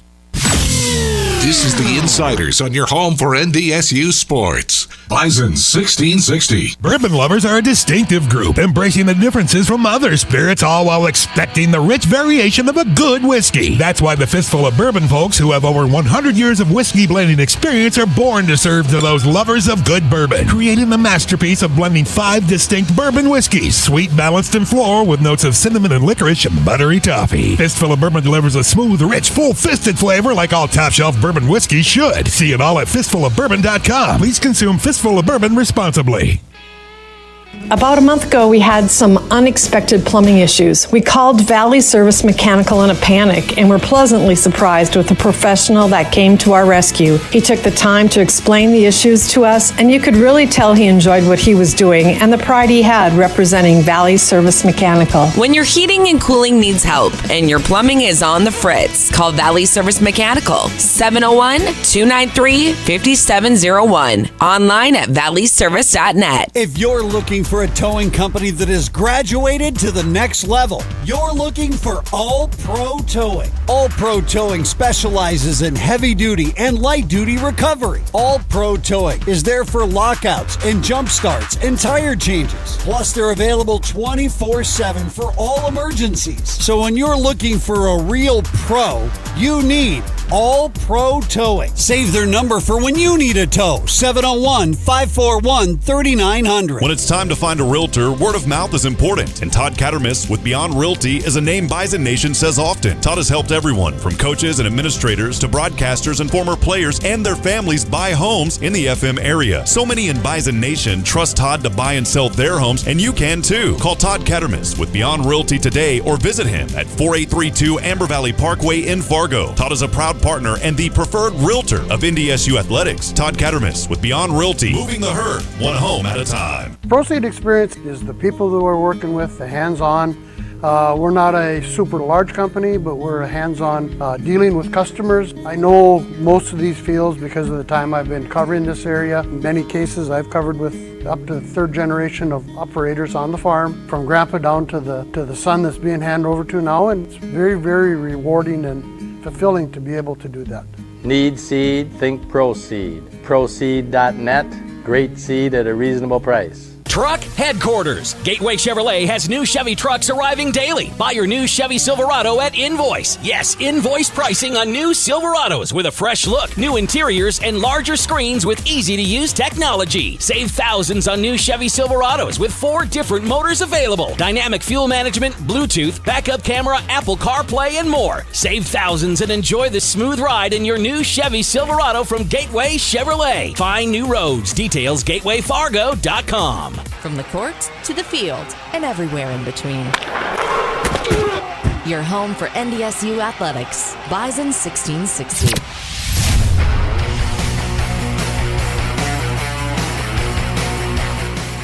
Welcome back to the Insiders. Andy Rickoff, Rob Hipp, Mike Kabindi with you. Gang's all here. Happy early Thanksgiving week. Thank goodness this show's not called The Outsiders, because it's a little cold. I'd rather be inside. Much rather be inside. You think this is cold? Get ready. You don't know quite yet. It's going to get a little bit colder, be my guess. But actually, it was decent yesterday. Wasn't in like the mid-upper 20s. Like, that's okay. Haven't you ever heard of you only know what you know? You only know what you know. And then I'll have to experience that, and then I'll know a little bit more, and then I'll know. Yes, you absolutely will. That's coming up in a little bit, in a couple of weeks, maybe a month or so, before you really know what the winters are quite like. But let's talk about the transfers. So I know a lot of people were asking us. I got a lot of messages, a lot of people asking, okay, what's happening? Why are people leaving? It's playoff season. And, I'm kind of like Phil. I don't like it, and you can say the transfer portal is ruining college, football or whatever that. I mean, I wouldn't go that far, but I I don't love it. And I wanted there to be some rules about when you can and can't transfer, and there were some put into place, but basically the NCAA says that, once the bracket, the field has been announced, you can enter the transfer portal. You have about 45 days to maybe a little bit more. There is a period after the championship when you can enter the transfer portal. But the reason players do it now is because you want to be first in line. You don't want to go out the rest of the season and play through the playoffs, and then when the season's done, put your name in, because all the spots are maybe already taken. And then a team that would have taken you is already, they don't have a scholarship, or they don't have a spot for you, or something like that. So that's why players do it now. They want to get in the portal as soon as they can, get first in line, and get every option out there, and get their name out there. It's part of publicity game a little bit. Your name on social media, I've entered the transfer portal, look at this, I'm doing this stuff, here's my highlight reel, all that kind of stuff. It's definitely a little bit of a look at me type of feel to it, at least on the outside looking in. But we know now the news from yesterday, and it was big news. It is. You have to talk about it. We can't just ignore it. DJ Hart, now Britton Pascoe has been named in there as well. Dominic Anella and Marquise Siegel are in the transfer portal, and they're leaving. They're going to go on to something else. And they think there's a better opportunity out there for them. They think there's something better. That's totally fine. That's their prerogative. Go and do that. I don't love it. I didn't love it last year when the quarterback from Montana State, Matthew McKay, I believe was his name, did that and left right before the semifinal game? I think he left before. The quarterfinal game, he left right before that and went into the transfer portal for Montana State because Tommy Mellott kind of took his job. Didn't love it then. I'm not going to back off. I don't love it now. I think it's a little bit of a selfish thing. And again, it's done because, and I get why. I get from the player's perspective of we got to do this because if we wait till after the season, all the spots are taken and we can't transfer, and then you feel stuck. And I get that. So I do understand it from that standpoint. I don't love coaches doing it either. I hated it when Brian Kelly just left Notre Dame when they're getting ready for the playoffs there. They're getting ready for the end of their season, and the coach does it too. I hate that side of it. I think it's all dumb and stupid, and we need to come up with better rules to fix this because coaches shouldn't feel like they have to leave to get their recruits for National Signing Day and stuff, and players shouldn't feel like they have to leave to find a spot and have a location at a better, greener pasture if they think there's a better chance for them somewhere else. You should have this take place after the season. We need to fix some rules and change the timeline of everything so this doesn't happen because it's dumb, it's stupid, and at the end of the day, it hurts the fans. And I've always been a pro-fan type of person. This hurts the fans because the fans like to see good players out there. They love cheering for them. Same with the coaches. You love when the coach is there. You hate when the coach leaves, all that kind of stuff. End of the day, this hurts the fans, and that's really what it comes down to. Fans don't love it, and it's not good for the product on the field. This is what I'll say about the four individuals that left. When you live up here, and Rob, you haven't done it for a long time, so we get it. We'll give you a pass on this. Sometimes you get people from out of state. My first thing that comes to my mind is the Super Bowl in Minneapolis a couple of years back for U.S. Bank Stadium. I think it was Super Bowl 52, whatever it was. A lot of people were up in Minneapolis and complaining about how cold it was and the temperature. Oh, we can't ever have a Super Bowl back here because it's too cold to do all the activities outside during the week. And most people in Minnesota or the upper Midwest, the response to that is good. The cold weather keeps the riffraff out. You're not tough enough for it. It isn't for everybody. We get it. And that's totally fine. It's not for everybody. Got to be built maybe a certain way, or maybe you just got to go through it for a couple of years to really be like, okay, I can handle it. I know what to do to take care of things when it gets a little bit cold, whatever. Bison football may not be for everybody, and that's okay. That's totally fine. It's difficult. What NDSU does, us on the radio, other people who cover it in the media, I think sometimes we don't necessarily talk about how hard it is to do what NDSU has done. We talk about how crazy it is. It's unbelievable what they have done. 9 championships in 11 seasons. It's ridiculous.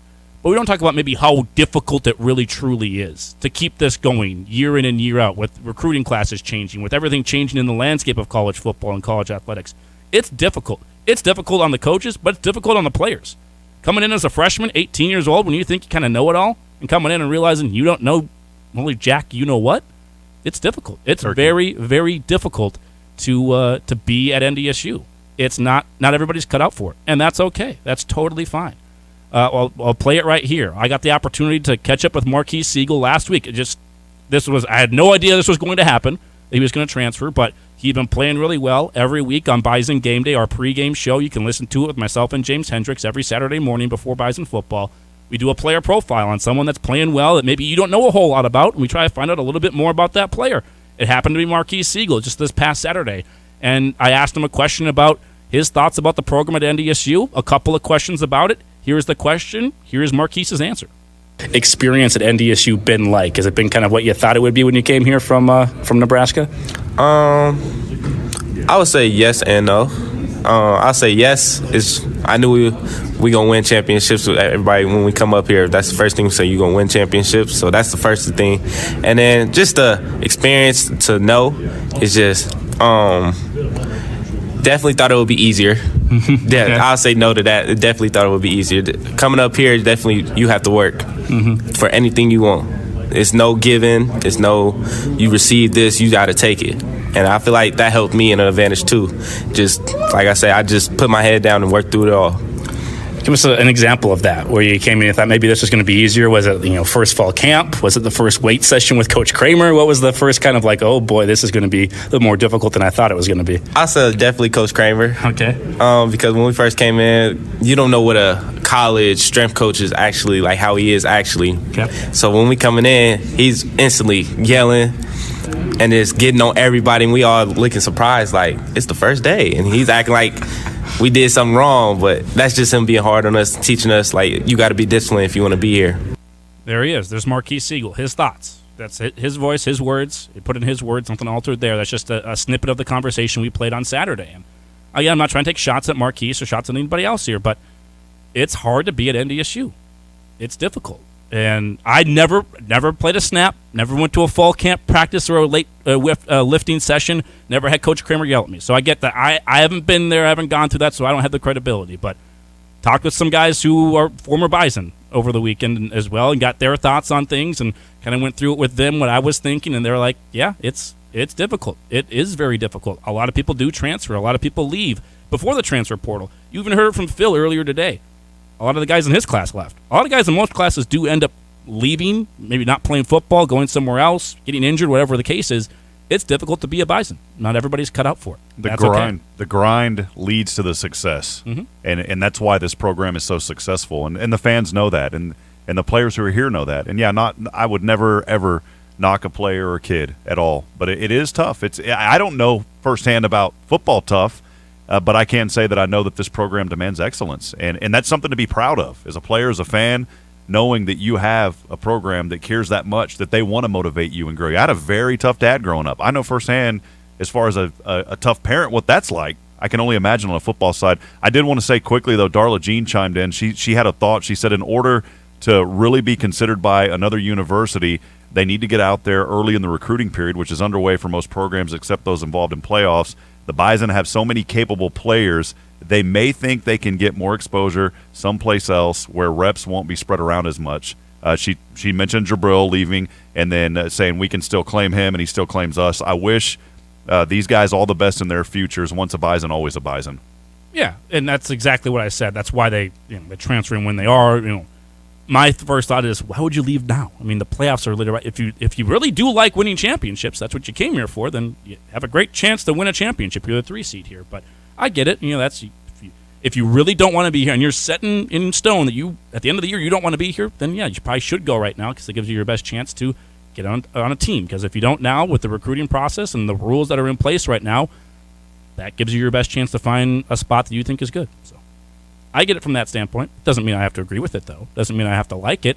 And at the end of the day, as I said, it's difficult to live in the upper Midwest. It's cold up in the upper Midwest and stuff.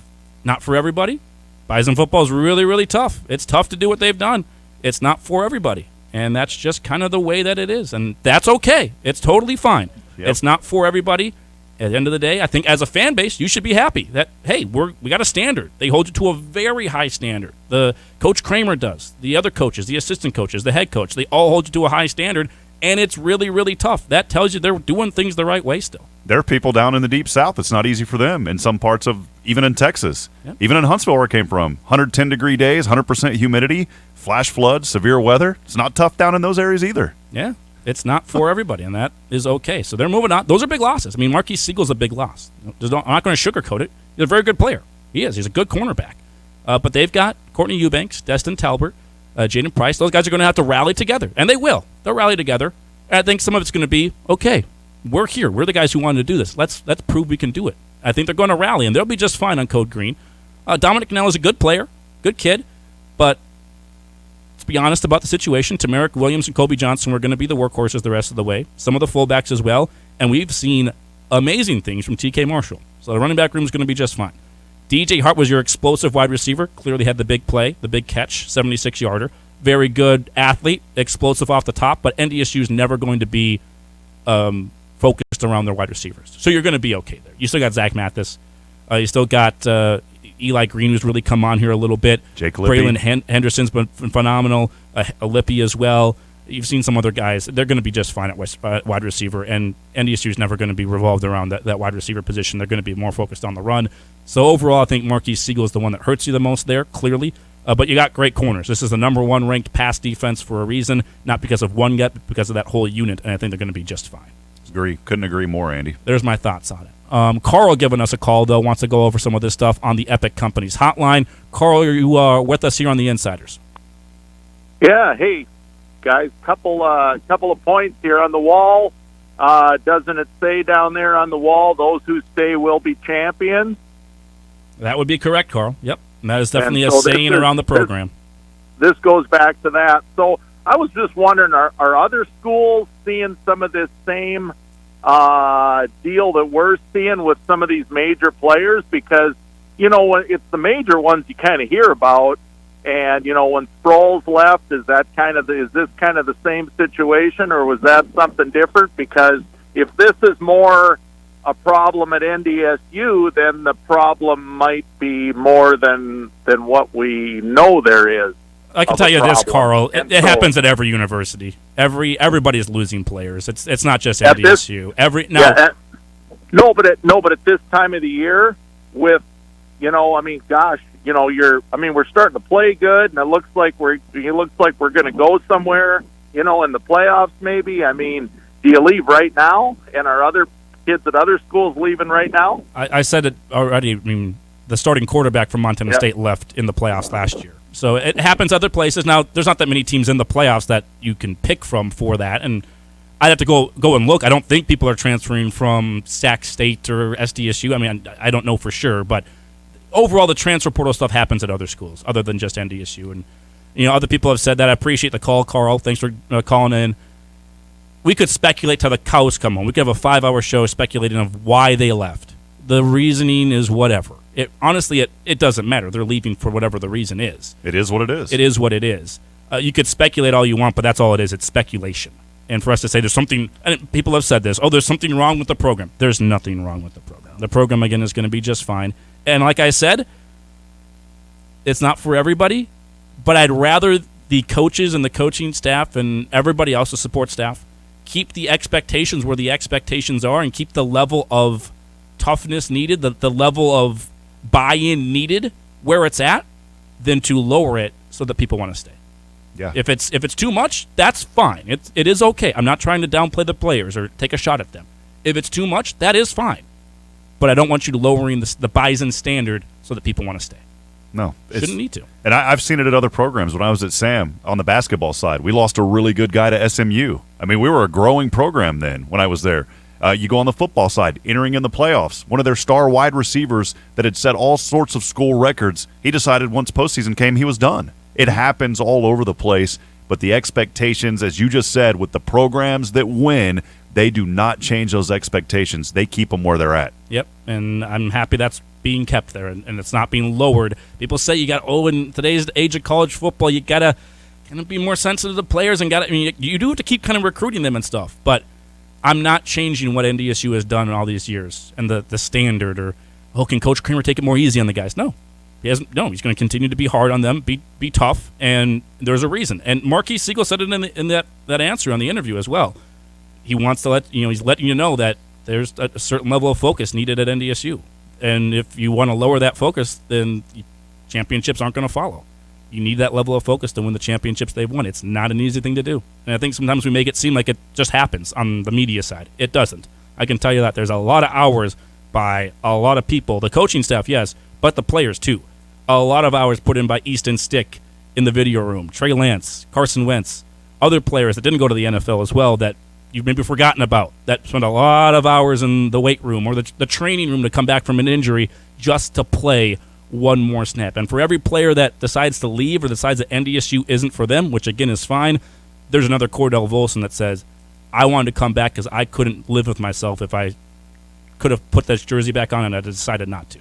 There's a player like that for every player that leaves, which is totally fine with me. So there's my thoughts on it. We'll take a break. If you got thoughts on it, feel free to email in or text in your thoughts as well. But when we come back, we'll play back our conversation yesterday with Matt Larson, who was on the committee for the FCS Playoff Committee. He was on that. We talked with him yesterday on our bracket show. We'll play that conversation for you when we come back here Monday on The Insiders. You've got The Insiders on your Bison Nation station, Bison 1660.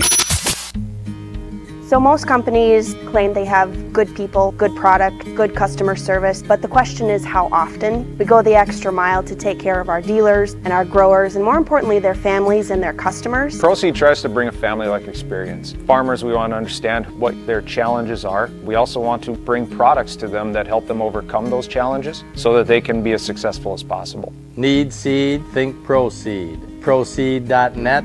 Great seed at a reasonable price. Our Road to the Ring is brought to you by Schmidt's Gems and Fine Jewelry. Quarterback Cam Miller tied a school record with 5 rushing touchdowns as the 4th-ranked North Dakota State Bison rolled to a 42-21 victory over 16th-ranked North Dakota in the annual Harvest Bowl this past weekend. Miller had a career-high 16 carries and 93 yards on the ground and went 8 for 12 through the air for 159 yards, finding 5 different Bison receivers on the day. The Bison wrapped up the regular season 9-2 overall and 7-1 in Missouri Valley Football Conference play. The Road to the Ring is brought to you by Schmidt's Gems and Fine Jewelry. They have a long history and reputation for quality workmanship and rock-solid pricing. Whether diamond engagement rings, custom jewelry, or repairs, let Brenda and the team at Schmidt's Gems and Fine Jewelry create a legacy for you and your family. The Bison are the number 3 seed in the FCS playoffs and will play December 3rd at 2:30 p.m. versus the winner of Southeast Missouri versus Montana. I can't help but rave about the wonderful countertops that Northern Stone has put in my home. Now, something new to rave about. Tile. Northern Stone has a few openings for tile installation right now. You'll be impressed with Northern Stone's tile installer and his attention to detail. So, if you already have tile or you need to find tile, Northern Stone can help. They have tile in stock, and for a limited time, their talented tile guy can complete your kitchen for the holidays. Your holiday meals will even taste better.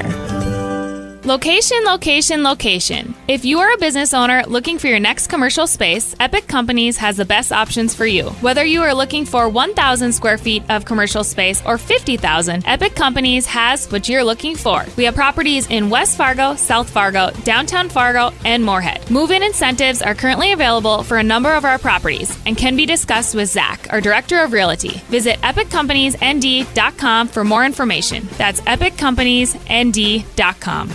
Here's your Red River Valley weather update on Bison 1660. A sunny and cool Monday with highs in the low 20s, winds from the northwest at 6 to 10 miles per hour, and turning south as the evening rolls on. Overnight, mostly cloudy with temps near 20, and on your Tuesday, sunny and 31. This weather update brought to you by Brady Service Center in Moorhead. Brady Service Center is your one-stop shop for all of your automotive needs, and with donuts, breakfast, and lunch items daily, they're also your one-stop shop for all your road trip needs. You're listening to your home for NDSU athletics. Lefty to the 10, got the big arm, shot in there, baby! Bison 1660. Welcome back. It's a Monday. Classic Mondays. A lot of fun on Sunday with our Bison Bracket Show, brought to you by Cutting Edge Gallery of Jewelry. Appreciate them. Appreciate Cole Jurek for coming in with us as well, giving us some thoughts. Great FCS mind, that one, Cole Jurek. By the way, today's show brought to you in part by Red River Commodities with Sun Butter. They're the makers of Sun Butter, which is delicious sunflower butters the whole family can enjoy. Sun Butter is free of the top 8 food allergens, including tree nuts, soy, dairy, and peanuts. Grown in the tri-state area and produced locally at Red River Commodities in Fargo. Sun Butter, simple ingredients, delicious flavor. And also by Men's Hair Company, the only place to go for haircuts, waxing, shaves, beard care, and more. Online at menshairco.com. And with 5 Fargo, Moorhead, West Fargo locations to choose from, they are your home team for haircuts this football season.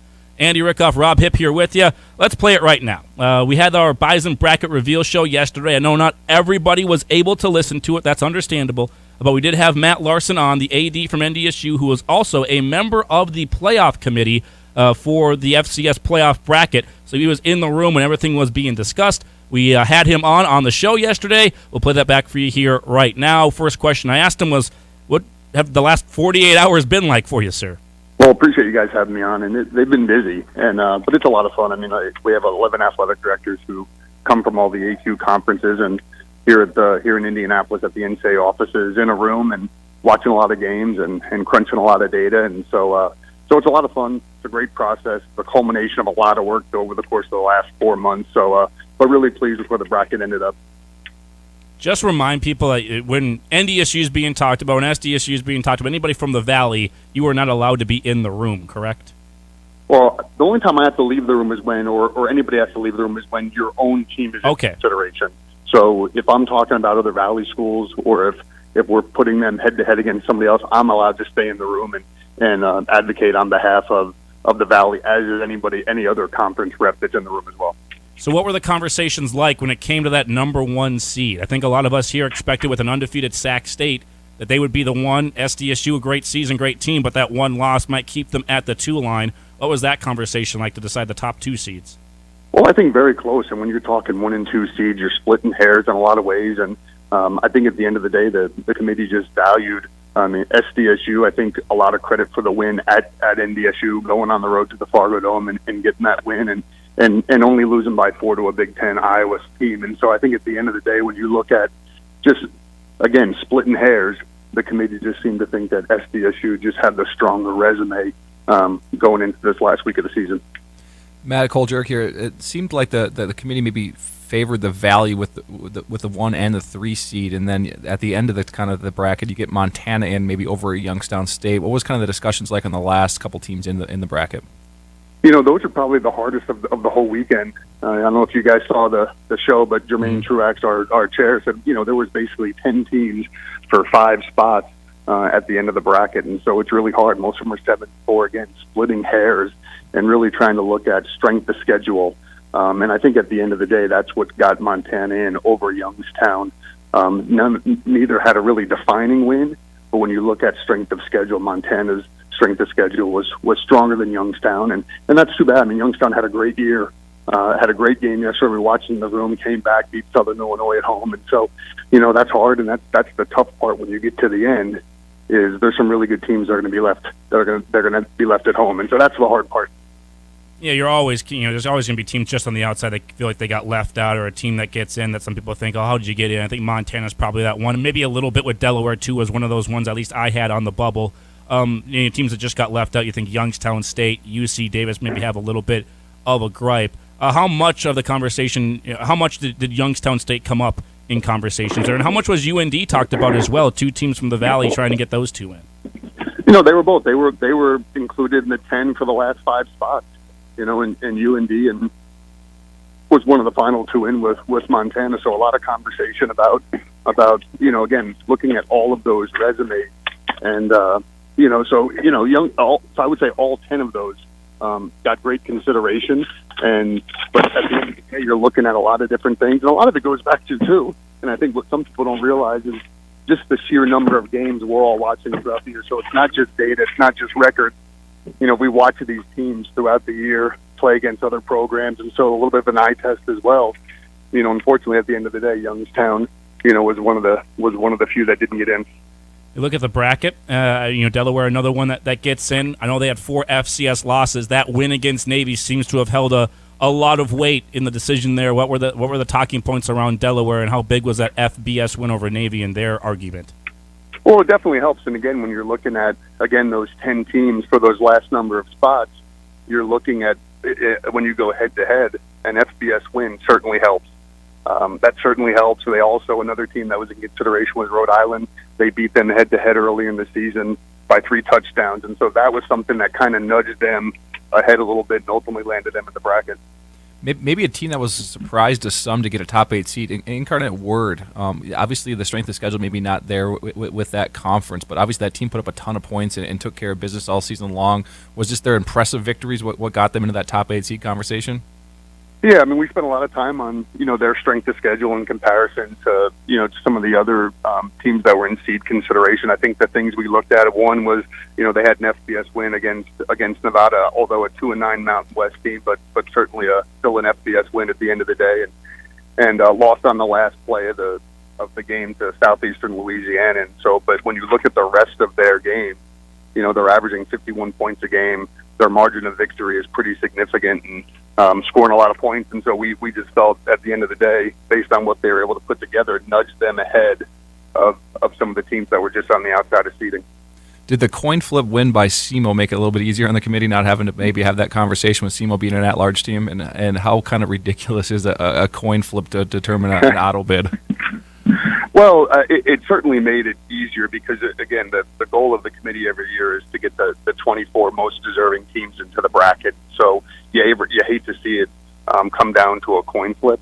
But every conference has the ability to decide how they get their AQ in, and so that's left up to the individual conference. And so it certainly made it easier from our standpoint, is that there's really just the 11 AQs, and we thought we're the deserving 11 AQs. Tell you what, the footage was a little bit grainy on the coin flip, but whoever they had to flip the coin, Matt, was phenomenal. It was a good high flip. It took a lot of rotation, so it was definitely a worthy flip for a coin flip for a conference. Again, AD Matt Larson here with us. He was on the committee for the FCS. You mentioned this process. You and a whole bunch of different committee members, ADs from across the country, kind of locked in a room and just watching games.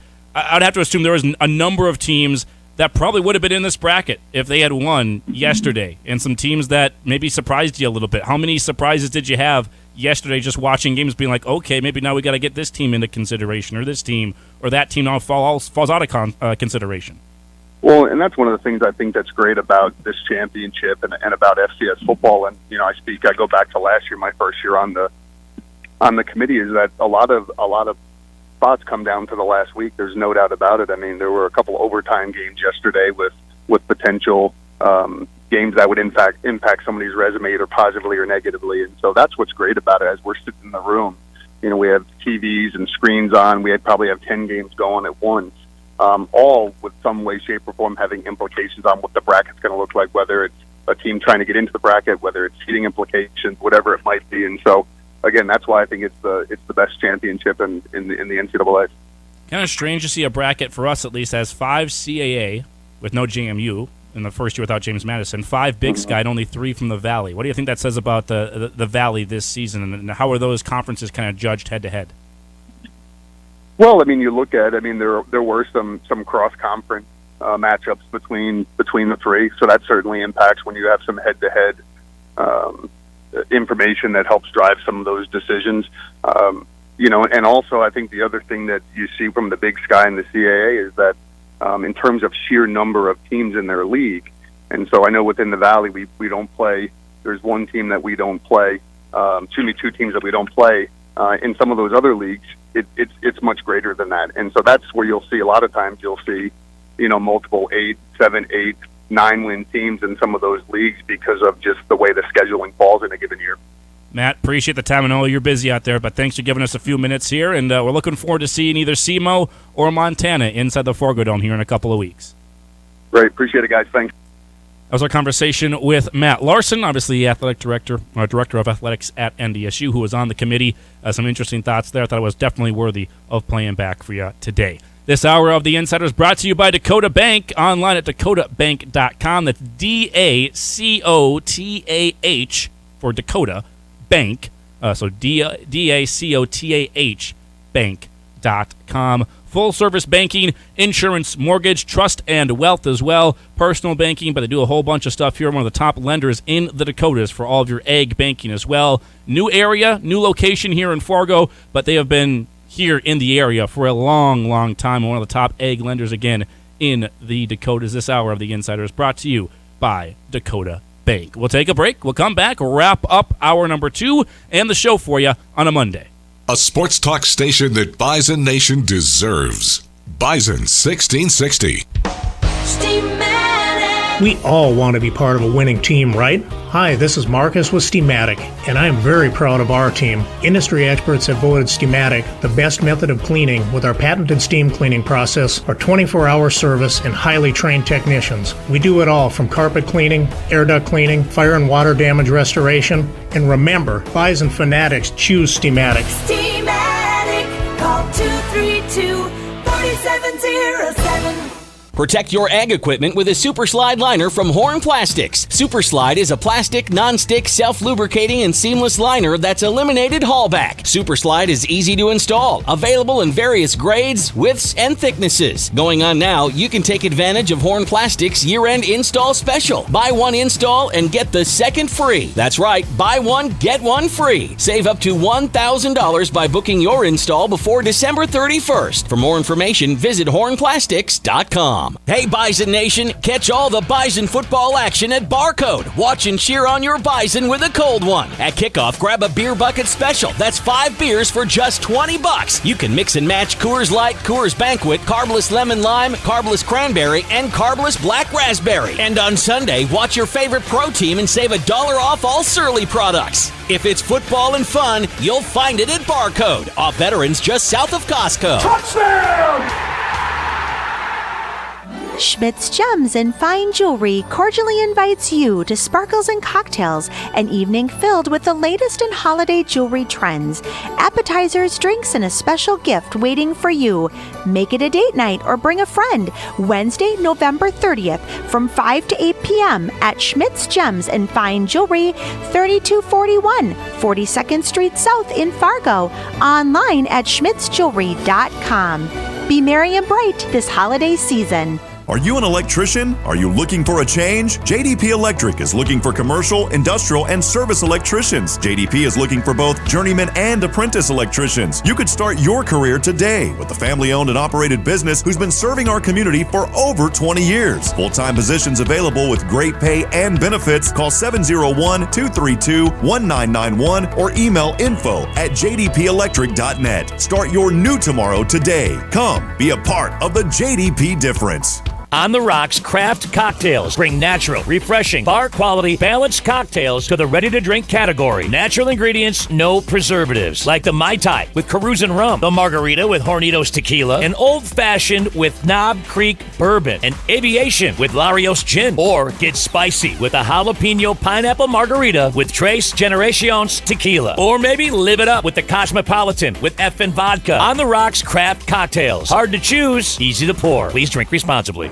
Dakota Bank is one of the largest ag banks by volume in the United States, and certainly the top ag lender in the Dakotas. For decades, Dakota Bank has worked with ag producers just like you. We're committed to the producers and families that make our communities great. I'm Judd Graham, Market President of our new Fargo, North Dakota location, and my team is here for you. Go with commitment, experience, and integrity. Dakota Bank, banking, insurance, mortgage, and trust. Equal housing lender, member FDIC. Trust and insurance are not FDIC insured. Looking to buy a new Ford in the months ahead? Then you should be checking out Muscatel Burns Ford. You'll enjoy Muscatel's stellar award-winning service. And be sure to ask about special finance terms and $500 order cash available now on select Bronco, Edge, and Explorer models. Muscatel's has a good selection of pre-owned models too. So stop in today. Muscatel Burns Ford, just 20 minutes from Moorhead on Highway 10 in Hawley. Hey, get your next Ford from Ward. What's worth seeing in your life? And what's seeing worth? This holiday season, Vance Thompson Vision invites you to give the gift of sight to someone you love. With the most experienced doctors, advanced technology, and world-class care, you can make the region's most advanced LASIK procedure this season's best stocking stuffer. To learn more about changing lives through the gift of LASIK, call 877-522-EYES or stop by Vance Thompson Vision today. Hey, Bison Nation, this is NDSU quarterback Cam Miller. This one is a keeper by Miller, left side touchdown. And you're listening to The Insiders on Bison 1660. First and goal from the 7. Miller wants to take it himself. Right side, going up the middle, touchdown, Cam Miller. 7 yards in for the TD for Cam Miller. He has his second rushing touchdown of the afternoon. Another one of our JDP Electric electrifying highlights of the game. When it comes to your electrical needs, you only need one call, and that's to JDP Electric. They're professionals that can follow a strict timeline, get your project done when it's needed, and you can call them today at 701-232-1991 to experience the JDP difference. Plus, our check of the bracket and what's happening here not only this week, but the weeks going forward, brought to you, of course, by Jiffy Lube. Our check of the scores and the upcoming playoff bracket brought to you by our Jiffy Lube of Fargo scoreboard. Jiffy Lube of Fargo, where you can get more done in a jiffy. Been proudly serving the Fargo-Moorhead community for over 40 years. You never need an appointment at any of their 3 locally owned and operated locations. So go to Jiffy Lube of Fargo today. Andy Rickoff, Rob Hipp, Micah Bindi in with you. Also, this hour of the Insiders, every single Monday, our second hour, our noon hour, brought to you, of course, as we said, by Dakota Bank, online, dakotabank.com. New location in Fargo, 4302 13th Avenue South in Fargo. That's their new location here. They had a location now in Fargo, but they've always been around the area for a long, long time. The top egg lender in the Dakotas, but more than just that as well, they do full-service banking plus so much more at Dakota Bank. Again, online, dakotabank.com. Final thoughts on this day. I think let's go through something that was interesting on Twitter, because we always like to say, why does a team get in? Why doesn't a team get in? The committee chair of the FCS playoffs had some interesting things to say to Lucas Sem of the Missoulian, who has writes obviously out there as a beat reporter for Montana for the Missoulian. I got a chance to talk with the committee chair from Bucknell, the FCS playoff committee, and there were some interesting comments about this. So when you saw Montana in, Rob, what did you think immediately? Montana in, UC Davis not in. That seems to be the big discussion point. I think it was that just how they got slammed in the previous game. Mm-hmm. I mean, they just got obliterated. And you would think, okay, well, with that, and you kept the fans waiting 17 hours on their toes down there, man. Sure did. So again, Lucas Sem, you can find him on Twitter, Lucas, and his last name is SEMB. But he tweeted out, he actually got a chance to talk with Jermaine Truax, the AD, athletic director at Bucknell, who was the chair of the FCS playoff committee, and got a chance to ask him some questions as to why is Montana in, basically over a team like UC Davis. And this was a couple of direct quotes from Jermaine Truax on this. The first rationale was playing in one of the best conferences in the country this year, so they had a strong strength of schedule and a lot of high competition. So that's the first reason as to why a team like Montana might have gotten in over possibly UC Davis, which I agree with. They played in probably the best conference this year in the Big Sky. Rationale number 2, we talk about really by definition availability of players, knowing that in the heart of their schedule against some of the best teams on their schedule, their quarterback Lucas Johnson was injured. Would have loved to have seen those games and how they play out with a healthy quarterback. I guess you can use that. You can say, okay, they didn't have their full allotment of guys there, especially a key player like a quarterback. I don't love that reasoning, but whatever. Rationale number 3, they went out and tested themselves against the Missouri Valley and the Southland. While those teams happen to fall out of or to the middle of the pack or even the bottom, the Grizz still challenged themselves in those cross-conference matchups. Those matchups give us good data points to see how they fare against other leagues. Even if they may not have played NDSU, you still get those reference points. Love the shout-out to the Bison from Jermaine Truax on that one. So, yes, Montana did play Indiana State and South Dakota. I don't know if that necessarily... Yes, you're playing the Valley. How much should a win against Indiana State? Not a lot. I don't think it should hold a lot of weight. I really don't. And UC Davis tested themselves as well. They played SDSU, and they lost the game, but they lost by 2 points. What's more impressive, beating Indiana State or losing to SDSU and Brookings by 2? Losing by 2. I would say the same thing. Micah? Yeah, when you can lose to the number one seed by 2 points, place. That's why they're in. Yeah, so I get like they won games out of conference, but it's not like UC Davis didn't schedule those games. And the thing for UC Davis is they scheduled tough. They didn't win a lot of those tough games, but they were close. Close losses doesn't mean a whole lot for me, but it gets more interesting. Rationale number 5. We'll just skip to rationale number 5, and this has to do with the bidding process. And this is again, Lucas Sem is asking Jermaine Truax about why Montana got in, and what some of the rationale could have been for against them, maybe against UC Davis. And he says, I can't share the number, basically meaning the number that Montana bid to host a game. But what I can tell you is that, yes, it does factor in, but it's not the primary factor. but yes, we're looking at how much they are willing to guarantee. Excuse me? We've always been told the bid process does not determine who gets in the field, but who hosts the games, which makes sense. Whoever bids more hosts those first-round games, so they're going to host it over SEMO. Can't have an argument there. SEMO pay more money for the games.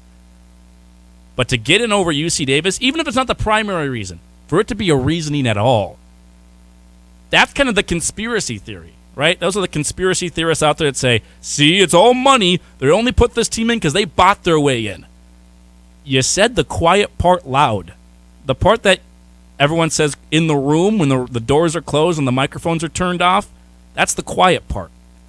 He decided to say that loudly to a reporter, and that was probably a massive mistake. It's going to keep getting louder because it's going to be talked about all over the FCS, especially the teams from the universities and programs that didn't get into the playoffs, that got snuffed, like Youngstown State. What if their bid was just slightly lower than Montana's? It's amplifying more and more. So said the quiet part loud there, Mr. Truax.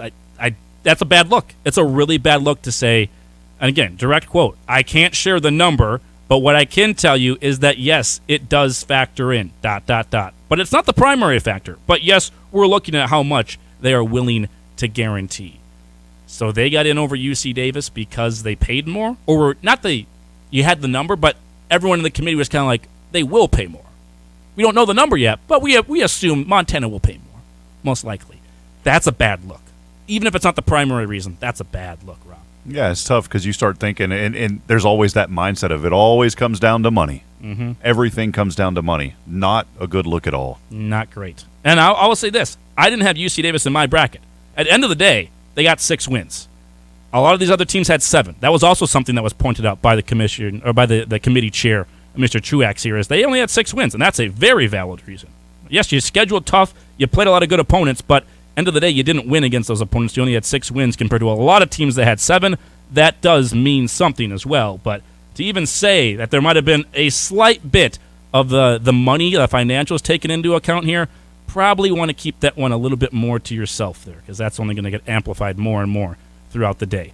Today's show brought to you by Herd and Horns. Herd and Horns with 20-plus 70-inch TVs. There's always a good view of whatever game is happening. 21 different beers on tap. All ages welcome. Happy hour Monday through Thursday, 3 to 6 p.m. Friday, 3 to 5. $2 off apps, $1 off all drinks. Tuesday night, trivia night, 7 p.m. Wednesday night is mug night, 7 to close. There's a large room for special events. And Thursdays, it's bingo night, starting at 7 p.m. with a great menu at Herd and Horns. That will do it for us today on the show. Thanks to everybody listening. There was a lot to cover. Hopefully we covered most of it for you. Again, another reminder, tonight there is the Bison Football Radio Show, 6:30 to 8. There is no press conference today at 2 o'clock, but we do have a lot of fun coming your way the rest of this week. And right now, if you're still listening, why don't you call on in, because we got a women's basketball game tomorrow. We got some tickets to give away. I meant to do this earlier, kind of forgot. Caller number 4 to 701-476-1660, 701-476-1660. Caller 4 gets a 4-pack of tickets to NDSU women's basketball as they are at home against Northern Colorado tomorrow night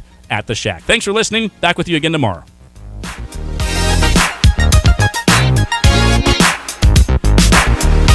Jeremy here at Horsch in Mapleton. Did you know that Horsch manufactures premier planting, seeding, and tillage solutions right here in the FM area? We are proud to be a family-owned business based out of Germany and would love for you to join our team right here